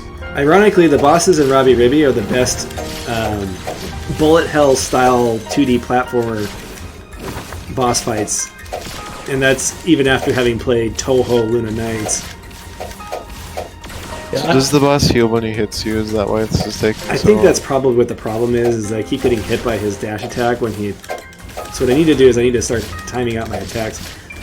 Do his Yeah, minions he's get definitely healed healing. individually, or... This is a lot of enemy spam. So Chief, Giving what did you hell feel... pass. Just Except don't the get hell hit by pass. the boss. So get hit by the minions. Yes. I think I need to stay in this corner. How'd you feel when you hit this boss? I didn't. I don't remember having great difficulty in beating it. So apparently I'm just bad, that's okay. So, I don't know. They maybe have patched it. I don't know. So one of the things about this mechanic where the boss heals and you heal is that it kind of reinforces that you have to master the boss without forcing you to actually fail fighting the boss. Which is kind of a positive. Except in this situation where he doesn't really telegraph when he's going to actually dash. And so I keep getting hit by it because I need to actually layer in damage. All I have is this melee attack. I have no ranged options to, like right there, it's not really a lot of opportunity to dodge there. How are the sound effects / music in this game? Music's fine. We obviously cannot hear it. Sound effects, Music is good. And by the way, I think Nintendo Life made a pretty harsh review on the game, which I found very unjustified, even given the quality of the game. It's 2 out of 10, and the game ended by saying this game belongs in the trash bin. And it also trashed on the game's music. I found the music just fine. sometimes when somebody has a bad experience with a game, they hit every aspect of it. For whatever reason, it could be that their scoring system is based off of an average of the other elements, and they just want to give it as low a score as possible. Which, by the way, is the reason why I don't average my individual scores together when I'm making my score. I mean, this game probably deserves a low score. Yeah, averaging scores is bad because a game can have good individual elements but still be terrible. Then it feels disingenuous to say, oh, this is a terrible game, but the music is like 7 out of 10, so I'm gonna bump it up 2 points. Or the opposite, where like Mega Man. Are you gonna say Mega Man has a good story? Right. Like Mega Man has like probably like a 2 out of 10 story, but it can still be like a 9 out of 10 game. I would actually give Mega Man a 3, which is, it doesn't hurt anything, and it doesn't help anything. It's kind of... It's a fine enough story to justify the events in the game. Yeah. Now, if it was full of cutscenes of Mega Man jumping out and saying, we have to go stop the Wily, then I'd probably say something about the story being worse than 3. But So what would be the worst The heck, story out of any Metroidvania you've played? Lowest ranking, I guess. Other M. I don't think not Other a End is the worst Metroidvania, story. I think you just need to sit directly underneath him against the wall so he doesn't hit you. Yeah, and trying to figure out how to hit him without him hitting back. You can dash through him maybe also. It is much better when I've got rid of his ads, because then when I actually try to go to attack him, they don't like stun me out of trying to get him. It does look like he is telegraphing the dash attack. It's just he usually does it while he's in the darkness. Now that's back to that point. It looked like you almost got him in a loop where he just kept dashing in the wall forever. Would have been nice. That's actually the ideal situation right now, which is not a good. That is not a good statement about this boss's design. Anytime I have yes, to, Haiti. exploit an AI to defeat a boss. Unless it's fun to exploit that AI. I don't know, it just depends, I guess. I mean, it depends on your definition of exploiting the AI. True. Unlike Mega Man X5, when you fought against Zero in the second to last stage. Spoilers, sorry. Spoilers, man. Still playing through it. Zero's supposed to be dead in that game. Oh wait, that's the other game. Yeah. He's supposed to be dead in every game. If you stand like 2 blocks away from him, he'll always use his like down slam attack, and you just have to like walk right 1 square, and then you just keep shooting him, and you just walk back and forth. And he'll just keep using that same attack. Ugh, stop spawning these guys. Should you just, like, give up on this boss? I haven't been reading the chat box because I've been too focused. Does anybody want to cover what people have been asking or talking about? This game generates discussion. Not much, I can tell you. It's mostly Dan talking about how this boss is terrible. Oh, this boss is terrible. We need to stop. Maybe we might rather watch Metroid at this point and see Professor Q try and do a bomb jump with the music on and fail miserably. Is this significantly different than you doing bomb jumps? I think you found your loop there, Professor. Almost. I'm getting better at dodging him when he... Oh, I just got hit by the bullets. Dang it. And he absorbs your health. I gotta get the minions Definitely out of here. leeches a lot.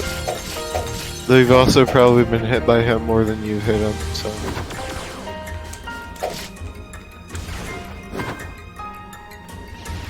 Stop it. I don't like how he just... Seems like his height is super random.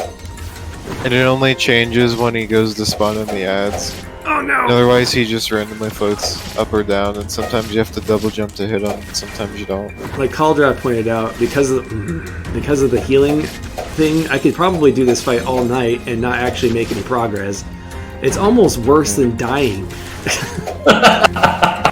Yeah. You're stuck in purgatory. There's Right. no mastering of this boss. I think you can avoid his dash by dashing. Yeah, that's what I've been trying to do. You just haven't gotten good yet. No, I We- haven't. This game Should I hasn't set required a me. timer? In 5 minutes, if you're not done with this boss, should we just call it? Yeah, I guess so. Masters is Like, really, you really you cool. might be able to get him just keep dashing in the wall if you like go flush the 3 doors on the side. Come on. Wait, I think 5 minutes is pretty generous. So if you're not done by then, well... Master is suffering. These guys. I'm actually kind of glad they're here because I need to heal and I really don't want to die at this point. Yeah, it'll keep stacking on. You'll lose so much progress. I mean, no progress was really gained here, so...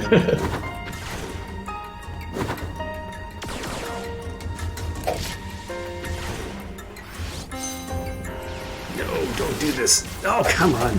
He just came out of the darkness just then. That was a pain.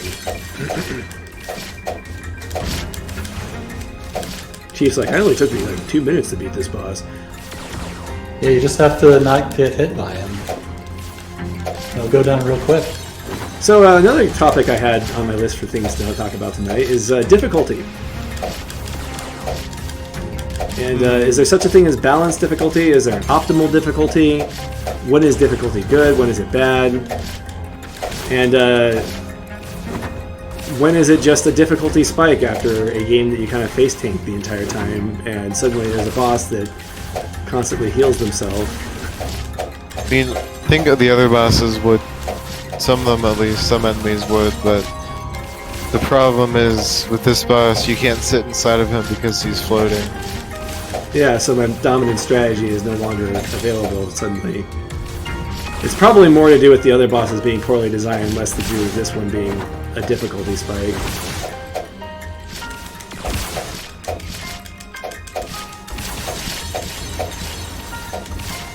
Just mashing my attack button.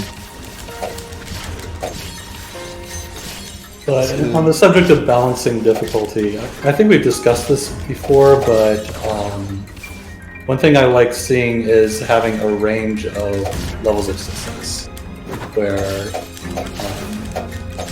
like it's not necessarily easy to be like completely successful and just like completely trash the boss, but it's also like you want to have. So there's a skill floor where it's the minimum amount of skill you need to beat the boss. And the skill ceiling where is like as good as you can be at beating the boss. And you want to have those like the widest range possible between those two. Right, but do you want a floor that's too low? Like when they're like if you're able to cheese an otherwise difficult boss just by standing in a specific spot? Yeah, there is something where you want to balance that. Like you don't want to make the boss too disappointing.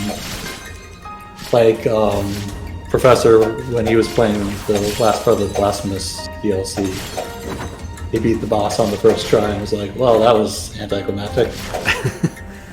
Especially with the build-up of that game. That game really needed like a second ending or something. I mean, it's not like you need to die on a boss for it to be a good boss. I agree with that. Haven't died. But it also felt like that boss should have had like a second form or something. Like it felt like a final boss that wasn't a final boss. Alright, I'm really just getting annoyed with this guy. Really comment on that. Okay, here's a question. Can I charge this while also swinging? I can. So I should be holding that button down all the time, basically. You have 1 minute remaining, by the way. What is he doing? Same as Fireballs. It looks like his attacks are completely random. No! Or maybe it's based on his distance to you. Well, no, he's charged at you when he was across the arena before, so it's gotta be random. He just randomly picks. Sometimes he like dashes instantly after doing another action, and that's caught me a few times. Yeah, the startup for it's not that long, probably about a second. 10, 9, 8, No, 7, come on. 6, 5, Oh no! 4, 3, Alright, we'll 2, switch to Super Metroid. 1. 4. Fine.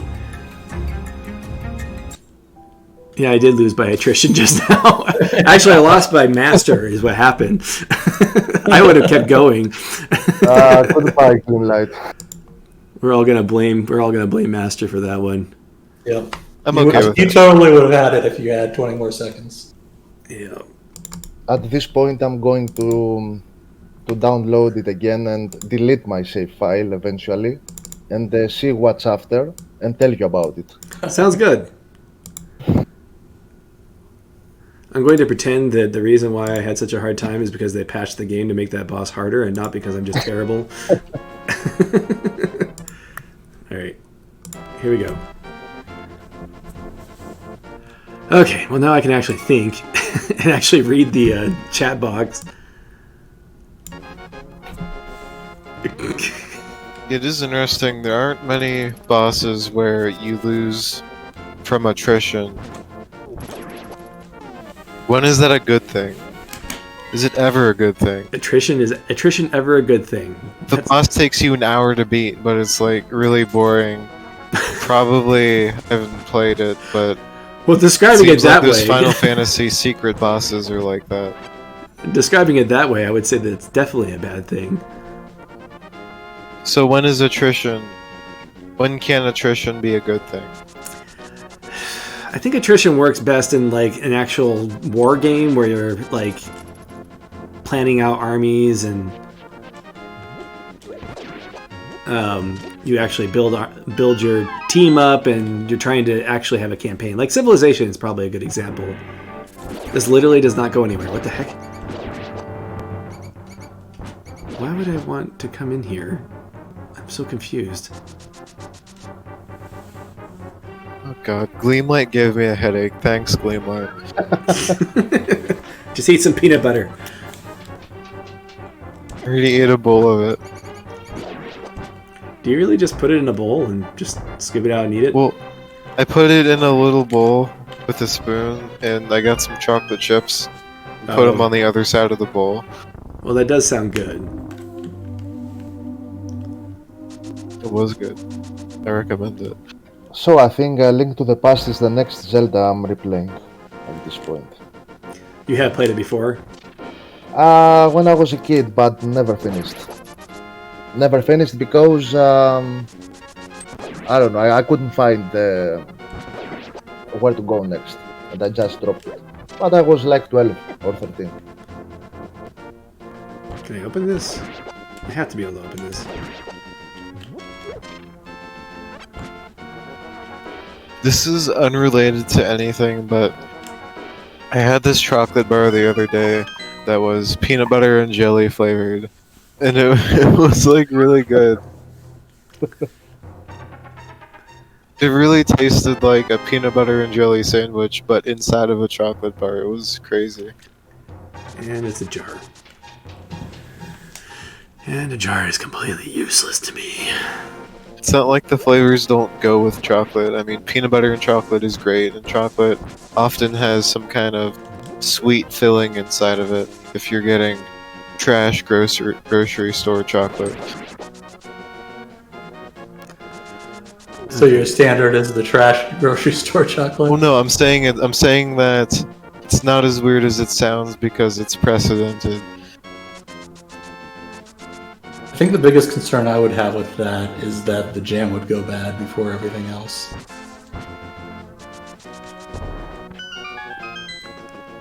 Okay, there's these treasures. Please give me something that lets me progress. Chocolate fruit's different than like chocolate and weird overly sweet fruit filling though. No bummable walls. And it's power bombs. Good. Good. We need more power bombs. Jam goes bad first. Jam usually has a lot of preservatives. Peanut butter doesn't really go bad very easily, and jam. I mean, I refrigerate jelly.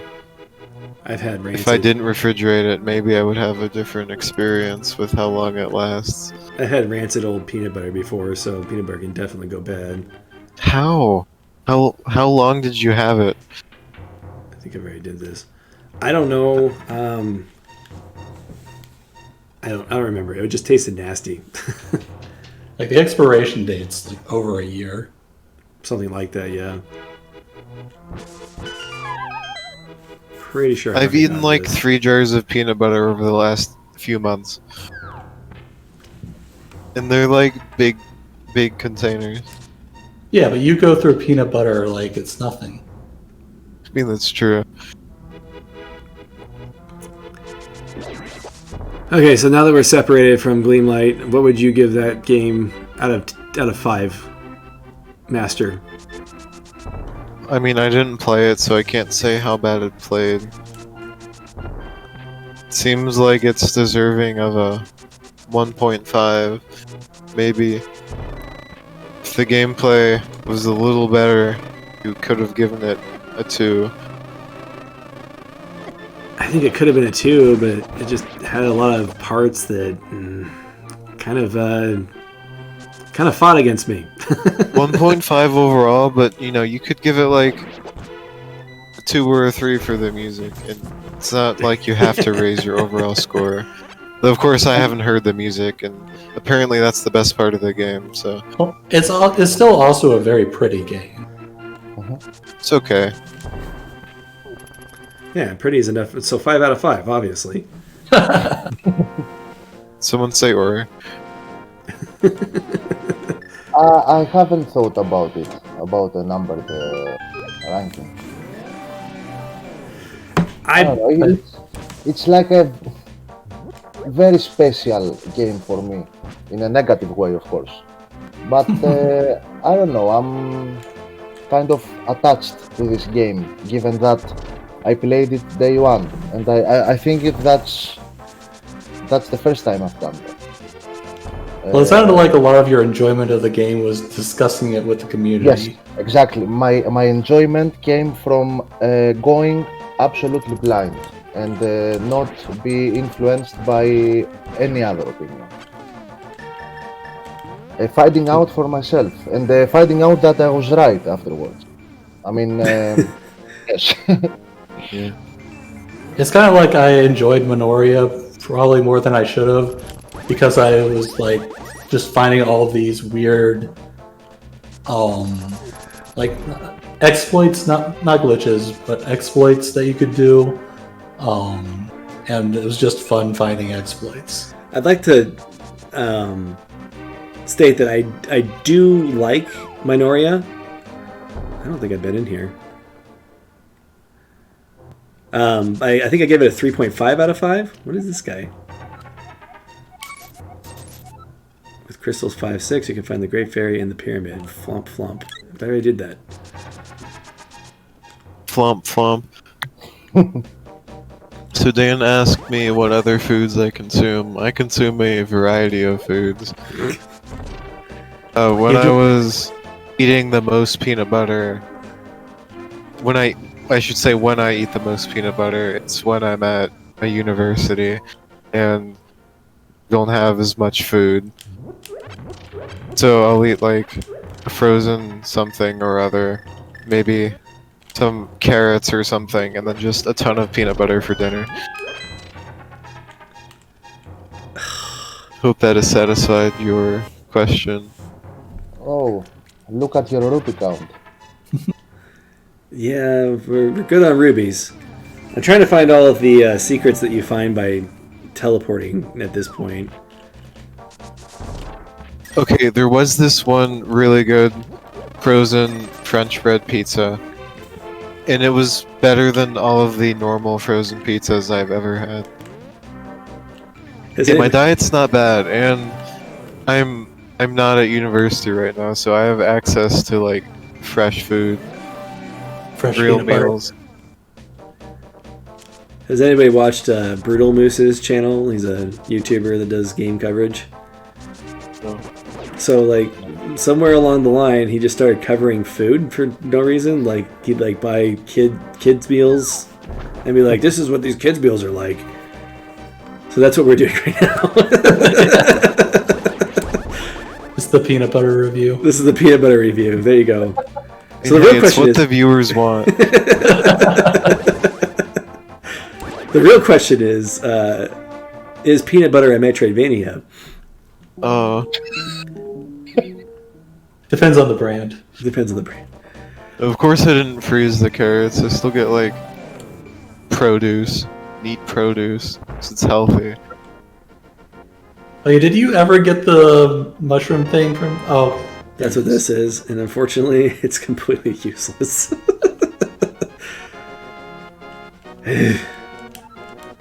Well, it makes she just me- keeps saying that. It does make me backtrack to my pantry to get more peanut butter. At least several times. But do you need an ability to get into your pantry? Well, I need the ability to not accidentally pull the it's one of those weird doors where it has a sliding thing, and sometimes the sliding thing comes off of the track. So you need to not just yank it open because I'm too excited about my peanut butter. This is a psychological ability. This is knowledge gating. So yeah, medium fit. Medium fit. I like how you've effectively kind of secured your peanut butter. So in Link's Awakening, they added the ability to duck underwater so you could dodge those bullets.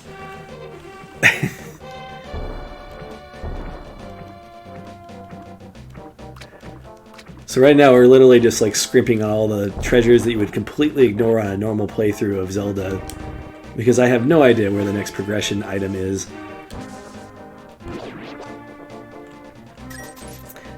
There are places I can go in Super Metroid, but that would require me to do the bomb jumping again, and in desperation, that may be where we end up. Really? Should we have another timer? For what? What will you switch to after that? When do we switch to Metroid? Back to Gleamlight. Oh, switch to actual Metroid. Switch to the bomb jumping. Oh, switch to the bomb jumping. And then you have to set a timer to stop bomb jumping.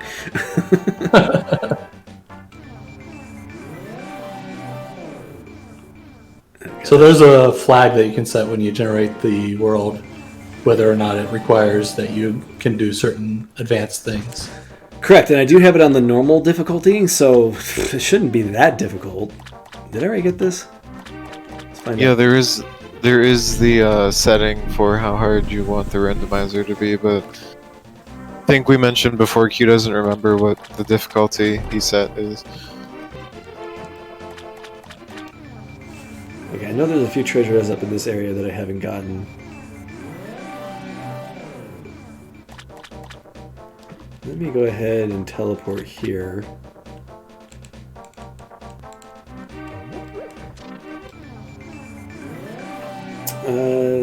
Is the bomb jumping... No. Oh, sorry, I guess we've already answered that question. Technically, I shouldn't have to bomb jump at all, so really it boils down to me not knowing where every treasure in these games are.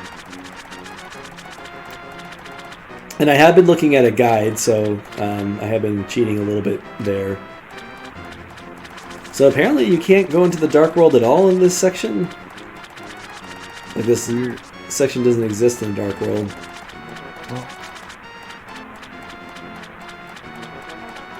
That bomb jumping section, I am dreading the idea of that, so I better find something in the time limit, because... It's not that much bomb jumping. You don't know what I'm talking. You don't know where I'm in between the bomb jumping. Looked like there was a bomb capacity upgrade over there. Oh, did you see something? Yeah. I think it's up in the trees or something. Yeah, like if you go down, like that island down there that's elevated. Okay. Yeah. I mean, I'm not It's a going to shame. not get it. It's a shame you can't dash diagonally, or charge, or whatever. Okay, so I got to climb up the waterfall. Is that the only thing up here? I thought there was more than one treasure over here. Oh, I know I missed at least that one, so let's go get it.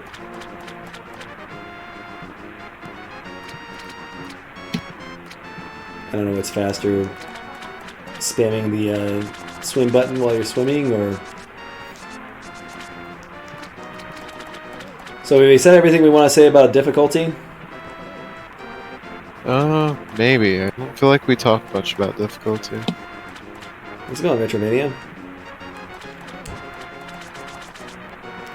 So, I personally don't think that there is...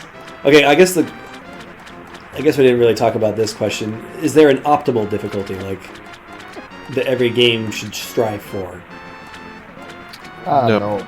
No. I think there's an optimal difficulty for a given person playing a given game, but you're not gonna hit that most of the time. So you just have to like try to hit as many people as possible. So you think the accessibility sometimes cuts out people in your audience that would otherwise be... Yeah, like the obvious example of everyone wanting the easy mode in Dark Souls. Yes. So how do you guys feel about that? Should there be an easy mode in Dark Souls? I do think there should be. So you're in Camp A that says Dark Souls should have an easy mode. What do you think, Master? I think people should get good. Okay. I haven't played really Dark Souls except for Dark Souls 3 and only for a little while. I mean, But- Dark Souls basically does have an easy mode. As in, there's a lot of ways to cheese encounters. And if you're following a guide or something, it's easy. Probably. Except for maybe Ornstein and Smog. Uh, I just wanted to say that easy mode in Dark Souls sounds like a silly idea. Okay, so we got So, 2 people that say no and 1 person that says yes. so I think that the optimal thing would to have some sort of dynamic difficulty. Because the main thing that people say, like the main case for having no easy mode is that people will not get the intended experience if they choose easy mode and then it becomes too easy for them. But like in Dark Souls 3, I also didn't get the intended experience because I kind of just breezed through that game. So, like, it needs to have the right difficulty for the player for them to get that optimal experience. And you think dynamic difficulty could accomplish that? Like it gets harder if you're doing well and easier if you're doing poorly? Yeah. See, I don't like the idea of that because what if I'm just messing around and I die a bunch and then suddenly the next time I fight a boss it's just really easy. And it's also hard to comparatively judge an experience when difficulty isn't like set in stone.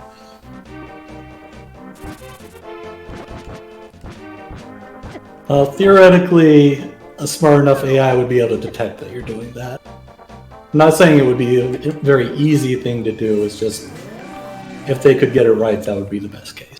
So Dan Parts asks, not getting the intended experience is better than not getting it, or is not getting the intended experience better than not getting any experience? I mean, you are at least getting the experience of failing. It's too hard. It's not like you're getting 0 experience. It's not like you can't play the game. So the intended experience is failure. Yes. It can be. That's why people say you gotta get good. It's the argument people make often. That guy heals you at least. I think I've talked to that guy like 3 times during my quest for finding treasures I've missed. Of course, I don't want to sound like some elitist person who's saying, oh yes, you gotta die 50 times to this boss. So Salmace's argument is that if the game is not for you, or maybe the game is not for you if you can't handle the difficulty. And Retrovania said, dynamic difficulty, you can just farm deaths. I think you already responded to that, Caldron. I mean, some games are designed to be, like, you know, the challenge is that it's hard, and the challenge is the appeal of the game. And then, like, having an easy way to just circumvent the challenge kind of circumvents the game. So would you say that Dark Souls 3 wasn't for me because I didn't find it challenging? Maybe. I mean, I don't like Dark Souls 3.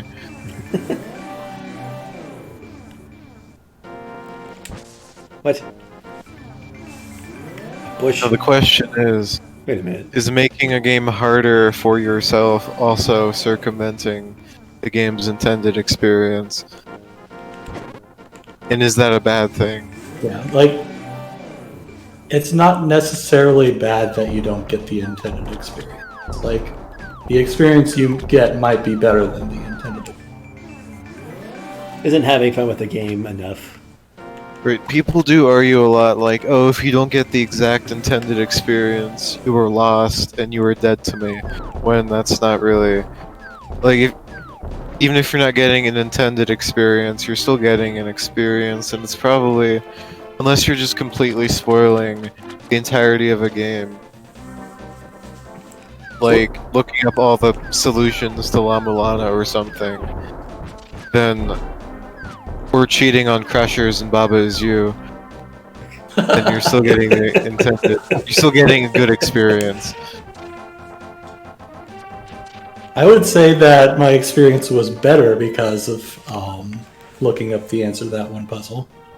He was able to see other puzzles. Yes. And I felt that that puzzle was poorly designed even after I saw the solution.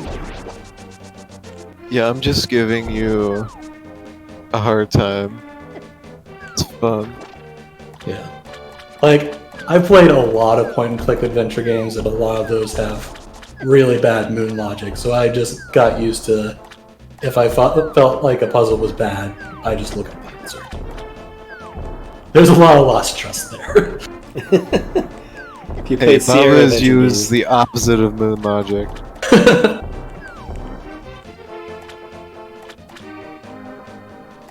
Can anyone argue what the intended experience is? Not without the developer telling you. I still think I don't like the argument of let's just pretend the author of whatever work didn't have an experience that didn't have something they wanted the reader or whatever to get out of The death of the book. author.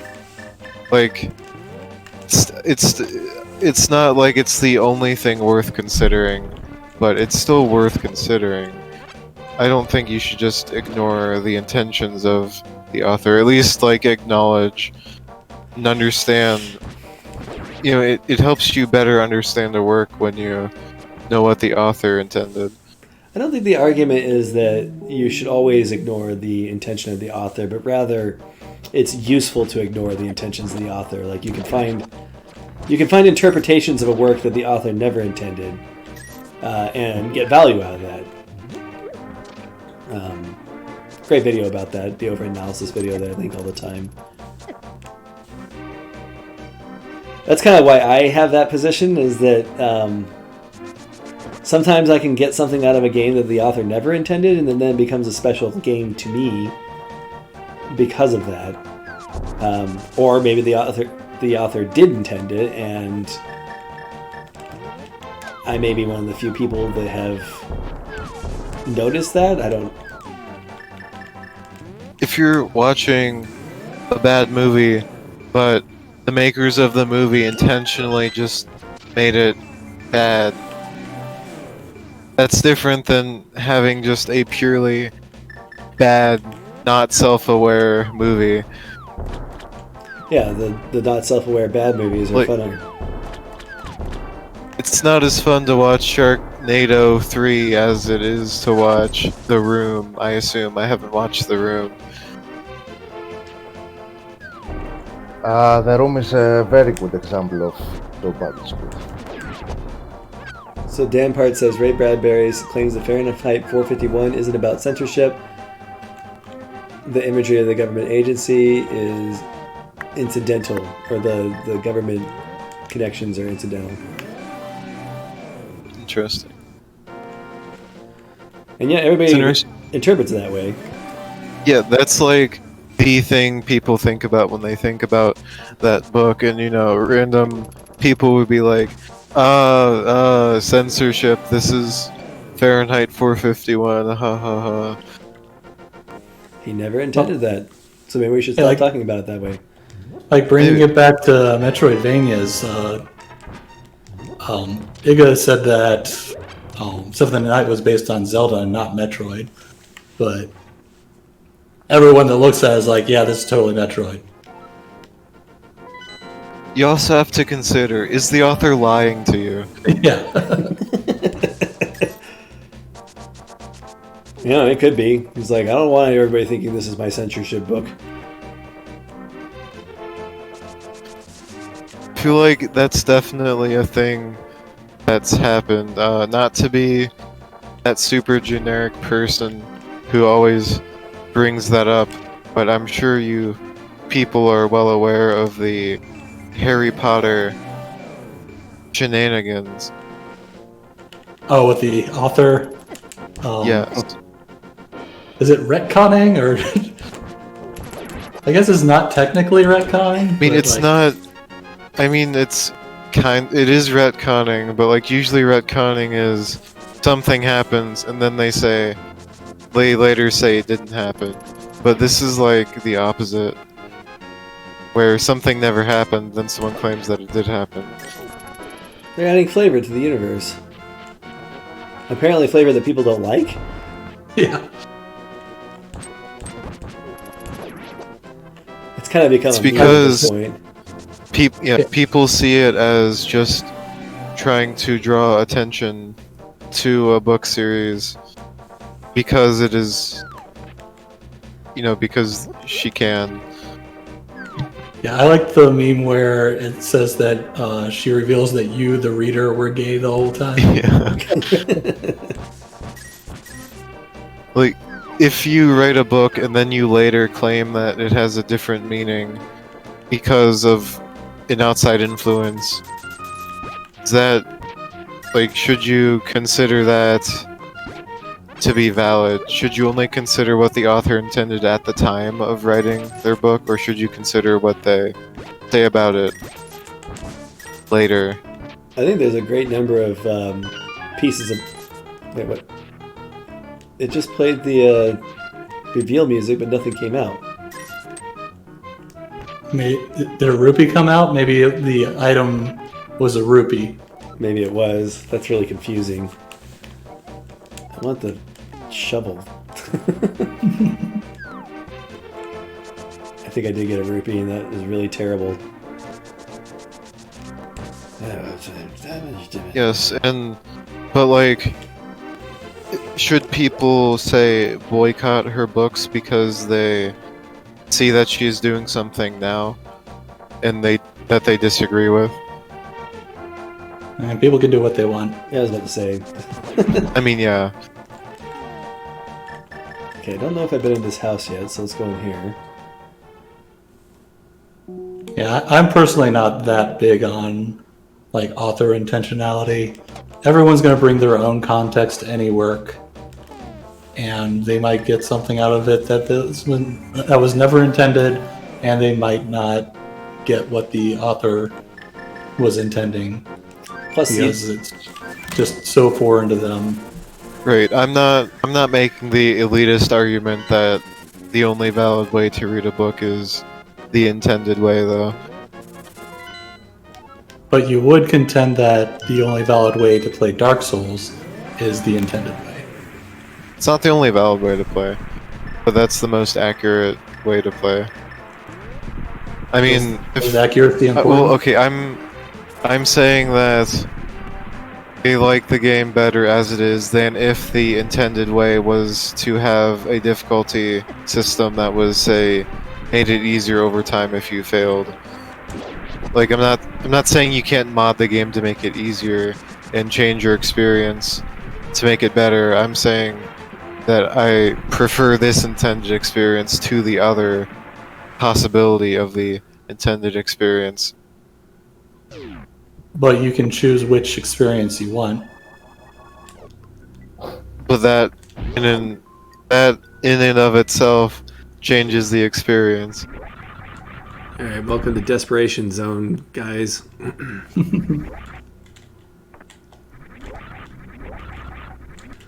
Oh, I need to put my bombs on. Oh, this isn't going to be fun.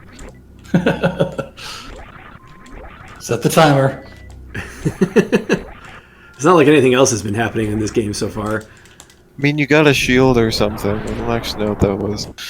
Oh, the mirror shield. You should be able to do Okay, now turtle I can... rock. Oh no, you're missing the medallion to get in. Oh no. Maybe. It seems like wall jumping will be difficult here, though. I'm not sure if you'd be able to get from the wall to the hole.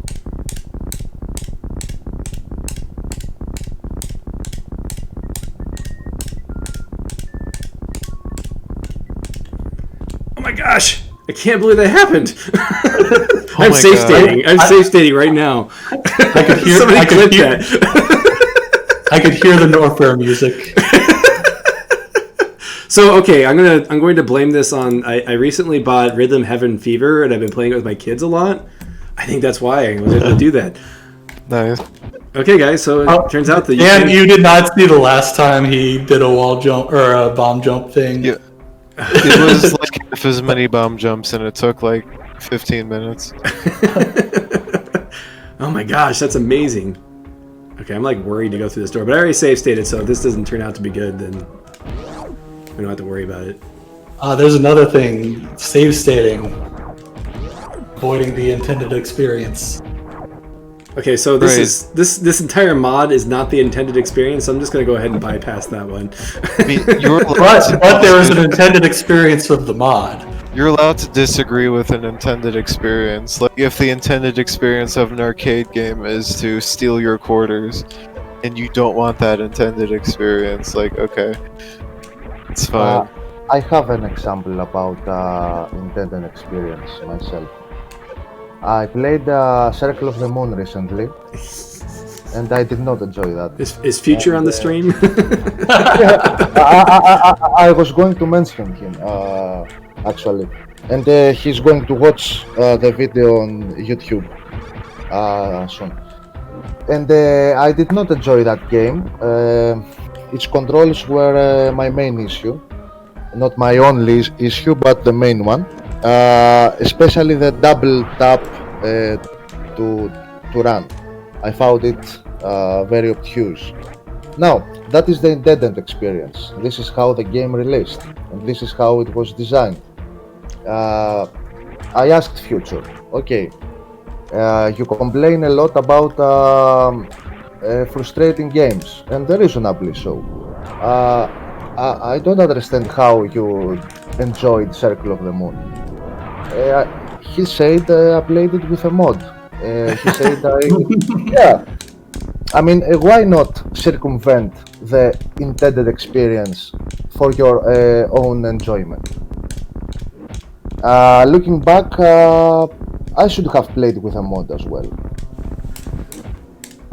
The question becomes, if a game is rushed or unfinished, is that the author's intended experience? And if a mod comes along that improves the game, and could you argue that it's closer to the intended experience? I think I'm back here and explore Spirals first.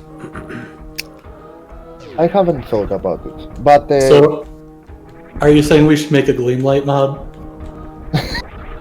Maybe. I mean, You should make a Gleamlight mod where the executable boots up Hollow Knight instead.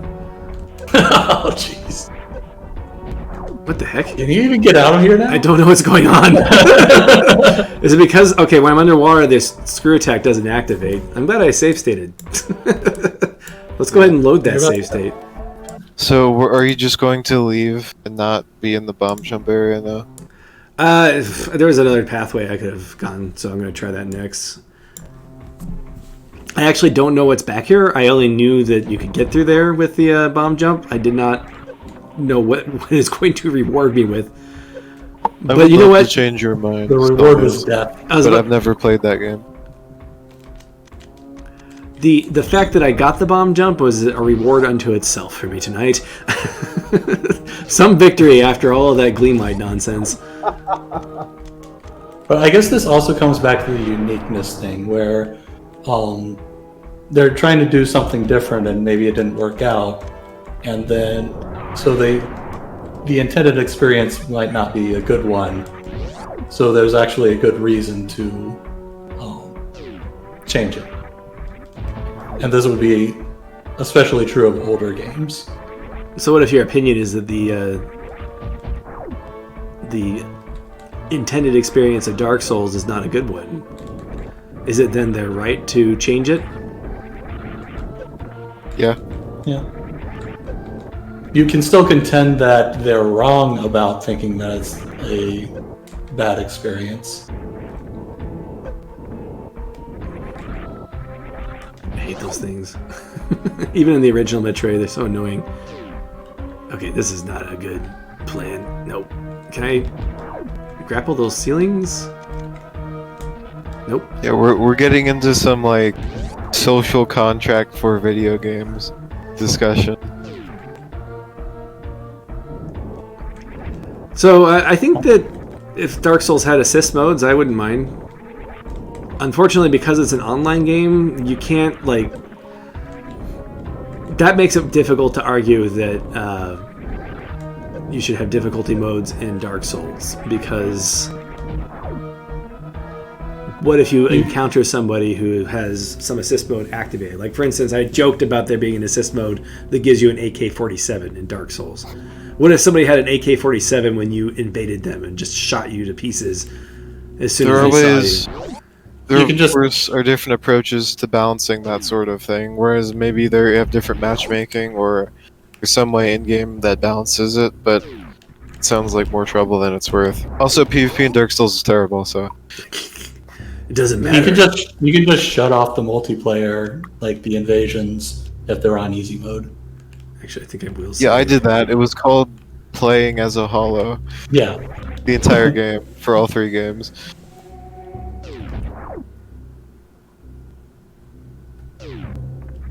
There was one part in, I think it was Demon's Souls, where it forced you to do some PvP, though.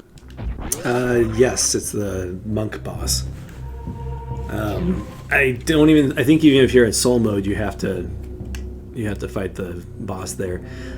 The ability to opt out of online, I think that's already a feature. I think you can just start it in offline mode. I think, possibly mild spoilers for Dark Souls 3 incoming for the DLC.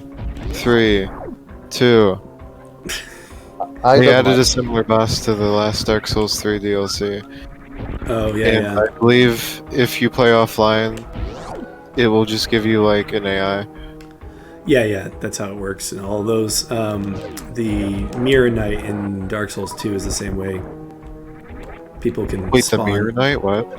So you know how like he spawns a creature out of his Oh yeah, shield? I remember. That can be. I remember reading about that once now, but of course I never did it.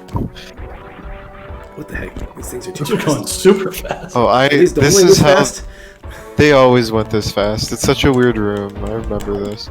I like how you got hit as you entered the room the first time, too. It's backwards. Technically, I'm doing a lot of this literally backwards right now. Yeah, like you technically should have the space jump and the gravity suit that you Uh-oh. can get. Those must be followable blocks. They must be. Unless there's a specific block you can fit through. Is there literally nothing back here unless you, I know there's like a passable wall that actually kind of annoyed me when I played this last year. I guess it was June, this was 6 months ago. The right passable? No. Oh, I had to kill all the enemies before I could even leave that place.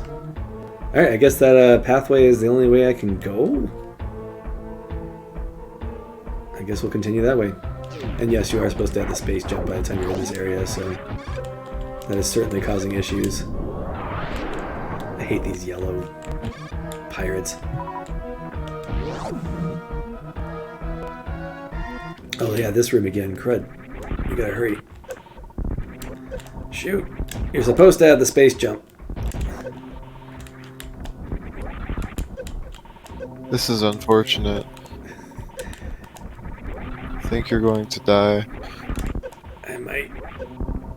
That may be the case. Yeah, this is death. Bye, Samus. But you're wishing you picked up that reserve tank right about now.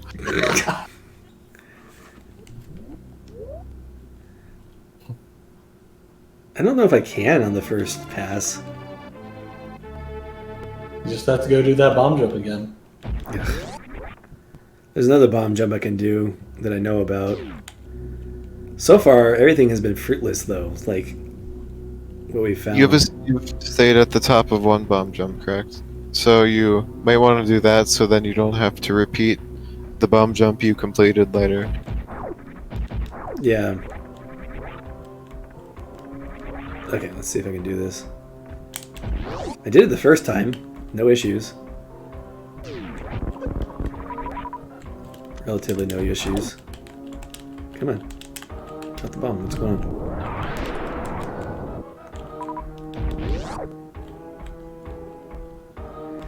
I am most definitely not able to beat Ridley right now because I think you have to have the charge attack in order to beat Ridley.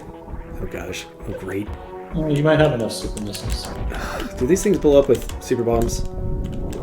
Try it. They do. Okay, good. So that's good to know in case I get caught again. Oh, come on. Okay, good. Phew. You don't need that health. Come on. We can always pretend this is Metroid 1 and just grind health. I think there's a pathway down from here. Let me try that.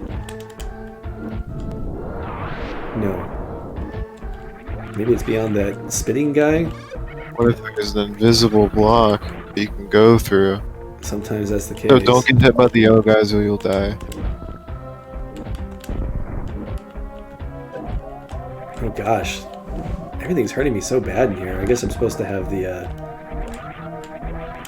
I mean, this is basically the last area you'll be in, and it's kind of linear-ish before Ridley.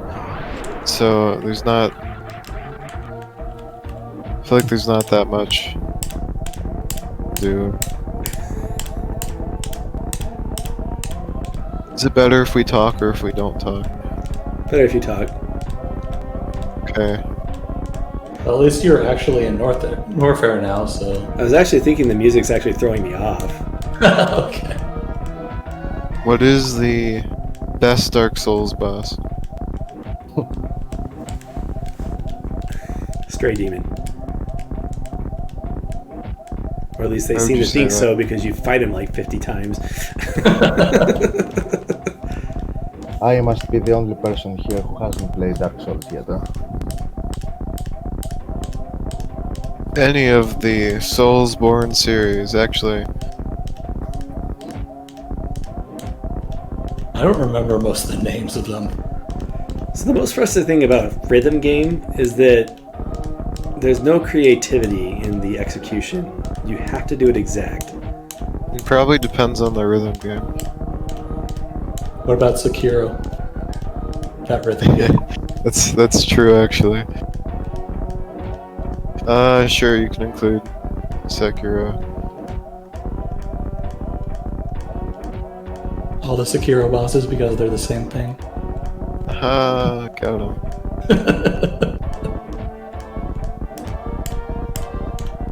Maybe Q would do better if he took off his headphones so he didn't have to get messed up by the music. Yeah, but then I couldn't hear you guys. I'm gonna turn the music off. What do we say that's of value, though? I don't know. It's more interesting than just watching me fail. You can't argue with that. I should get around to playing the rest of Sekiro. I've mentioned this is probably like the 4th time I've talked about how I got partially through Sekiro. Or, hear me out, you could play through the rest of La Milana too. Oh, that's right, I could. I'd also play more Barbarian. Or Maze of Gallius. It's possible. Anything's possible. Hey, that's 2 bosses. So what's good about Barbarian? Say that again? What's good about Barbarian? Barbarian is, I mean, everything's pretty well executed. It has interesting... So it has pretty good puzzles, even though they all kind of boil down to concepts you've seen in other games. Uh-huh. It's kind of your basic spatial reasoning puzzles, but I mean they're all pretty good. Usually, when there's spatial reasoning puzzles in games, I claim that they're terrible and claim that I hate block puzzles. But you know they've been decent in Barbarian. Now the game actually has like characters and a story, which is more than some Metroidvanias can say. It has dialogue that I actually didn't hate. Yeah. And it has humor that's not terrible. Usually humor in games is like horrible. But Barbarian's funny. Do the first 30 minutes of the game showcase some of these things? I wouldn't say it showcases the puzzles or even the exploration very well, because it's like a very linear set of corridors that you're going down in the demo on Steam. Yeah, I felt like the game didn't introduce mechanics fast enough in the beginning. I was referring to the demo because I played the demo before I played the game, and obviously the pacing in a demo is different than the pacing in the actual game. Yeah. I watched a friend play ESA's demo yesterday. And have you seen it? Have you seen the demo? ESA's demo? What's different about it?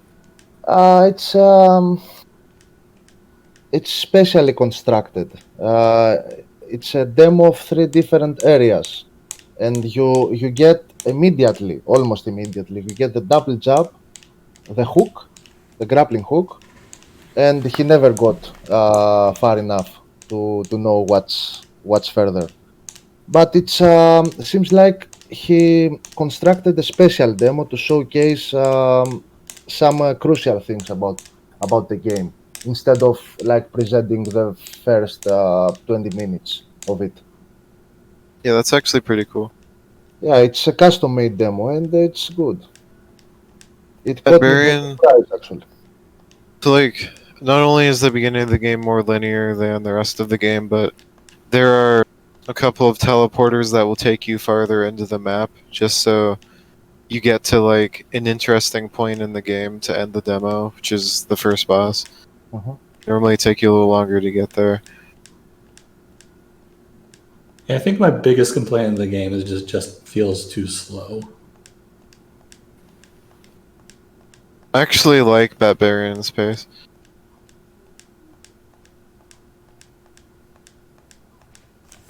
Though I don't really hate games for being too slow most of the time.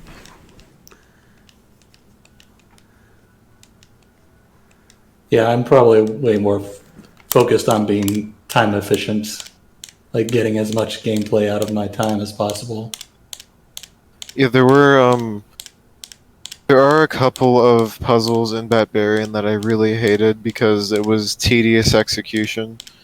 Yeah, like there was this one where you had to lead like Yep, that's it. fireball thing. Yep. That And he You- kept jumping. Wait. Talking about leading the fire thing. Oh my god. Oh, what? Oh. Yes, you wish you had that reserve tank right about now. So I think that's where I want to end the stream tonight. perfect. I'm. Just kiss. Does your emulator have have a rewind function? It probably does. I don't know what button that's assigned to though. One sec. Figure that out. You may be able to save yourself from destruction, but don't rewind too far, or else you mess up your bump. Oh gosh, most of them usually have a fast forward button on top of it. Fast forward is a lot easier to implement than rewind. Oh my gosh, that's amazing. I'm never going to stop talking about that reserve tank you skipped. This proves it definitively. You probably would have beaten that Gleamlight boss if you had that reserve tank. This emulator does not have a rewind function, it looks like. I'm looking at all the different functions. It has a slowdown function, which might help me get up. But Will mess up your timing more, maybe. maybe. Maybe frame count, save You have to learn screenshot. new timing. Oh my gosh, that's hilarious. Oh. To be honest, I'm not even sure what items I can get in here. I mean, look, we spent, 20 minutes in here, and I don't think I found anything worthwhile. You could look up the map and see, like, if they're, like, just the normal map and see if there are items up there. I'm actually looking it up right now. Well, I know there's items in there, but I think you may have to have the... let's see, so we have the bomb jump. We've killed all these people. Yeah, so Barbarian gets the Master Seal of Approval. It's better than most Metroidvanias I've played, for sure. I'm very in the mood for minivanias right now, and I have checked 2 or 3 of them. The usual ones like Momodora 4 or Gato Roboto. And I've seen a couple of Metroidvanias on Steam, like Artifact. Do you know this game? Which game? Yeah, Artifact. Artifact is interesting. Yeah. It's good, you think, huh? It's fine. It's fine. You told me to play that. You told me to buy it. I think That may have been before I played it. Great. it don't- was It's fine. Yeah, It's fine. right. I don't want to bash on it or anything. It's a fine game. But it's fine. Yeah, there was a stream a while back where Professor played through 3 mini Microvanias. So you could look at the list of games on that one. Is Bon Appetit the good game or the bad game? I always forget. That's a good one. Okay. Oh, I have this already, so maybe I'm going for it. So yeah, I have to bomb jump up that shaft. So I have to bomb jump up 2 shafts in order to get items out of this. Okay, well, I guess we should just go somewhere else then. I think that's the moral of this story. The thing is that because I saved here, I have to use my save state in order to get out of this place. Yeah. Oh, I will play. Bon appetit. Anyway, I feel good that I got a space jump in once tonight, but... Yeah, we have 2 very clippable bomb jump oh, gosh. segments. Oh, man. Yeah, I hope someone clips it. If not, we'll just have to send timestamps to each other later. So yeah, Bon Appetit definitely comes recommended. It's not really... I wouldn't necessarily call it a mini. It's probably a full... You could say it's a full game. Or a full It's Metroidvania. relatively short. It's short, but it's very But not replayable. playable, I think. I do not like mini Metroidvanias. Microvanias are terrible. Ghetto Roboto is overrated. Was that even a Microvania? I would count Ghetto as one. Roboto, it's you can 100. I 100%ed it in like 2 hours. I forgot how long it took. My sound's still off. I should turn that back on. And of course, there's always the argument, oh, you can speedrun this game, or 2 hours, oh, it's a Microvania now. There's such thing as a Macrovania. Would we say La Mulana is? Salme's just said what I was going to say. Yeah. I don't think La Mulana is that big. It's only macro because it takes you forever to figure things out. Yeah, I guess if you knew everywhere to go, you could probably beat it relatively quickly. I think The 10 hours is speedrun, the I speedrun think. achievement. I think the actual world record speedrun is like 1 hour and 20 minutes or something. But 10 hours Yes, is... it's about there. Which is, I mean, it's kind of long, all things considered. Because there are just like a million different steps you have to do in La Mulana. Of course, there's the failing often because La Mulana is hard. And then there's the just figuring out what to do in the first place. Well, it is our time at this point. Yeah. Is there any final thoughts? We'll probably pick up on difficulty again next week since I don't know if we ever came to a definitive conclusion on that one. I don't We think definitely have will, especially considering the game. What's that? Have we revealed on stream what it is? No. Next week's game? I don't think so. Yeah. We should still keep it a secret. Okay. It'll be amusing. Who picked Ori last time? What's that? Who picked Ori and the Blight Forest last time? That was I Master. chose to play that game. Really? So whoever's playing picks what game they play. Okay. Otherwise, I'd like make Master play Maze of Gallius or La Mulana too. Yeah. So you can either choose to play something you would like to play, or you can choose something that you know will be entertaining to watch. We're getting to the point where I think we've milked this game unless I can figure out where the heck we can find a upgrade that'll get us through. My next game will probably be Metamorphose as. Just hack yourself all the items, go figure out where everything is, and then restore the save state before you hack the Just items. pretend that we beat it. Yeah, I forgot this is the Metroid. Alright, well I think this is a good place to stop. I'm going to save on a different save state just in case I decide that I want to warp back to that place and try that bomb jump again. Thank you very much for watching, and we'll see you next week. Goodbye. Thank you very much for having me tonight. Yeah, thanks for coming, Chief.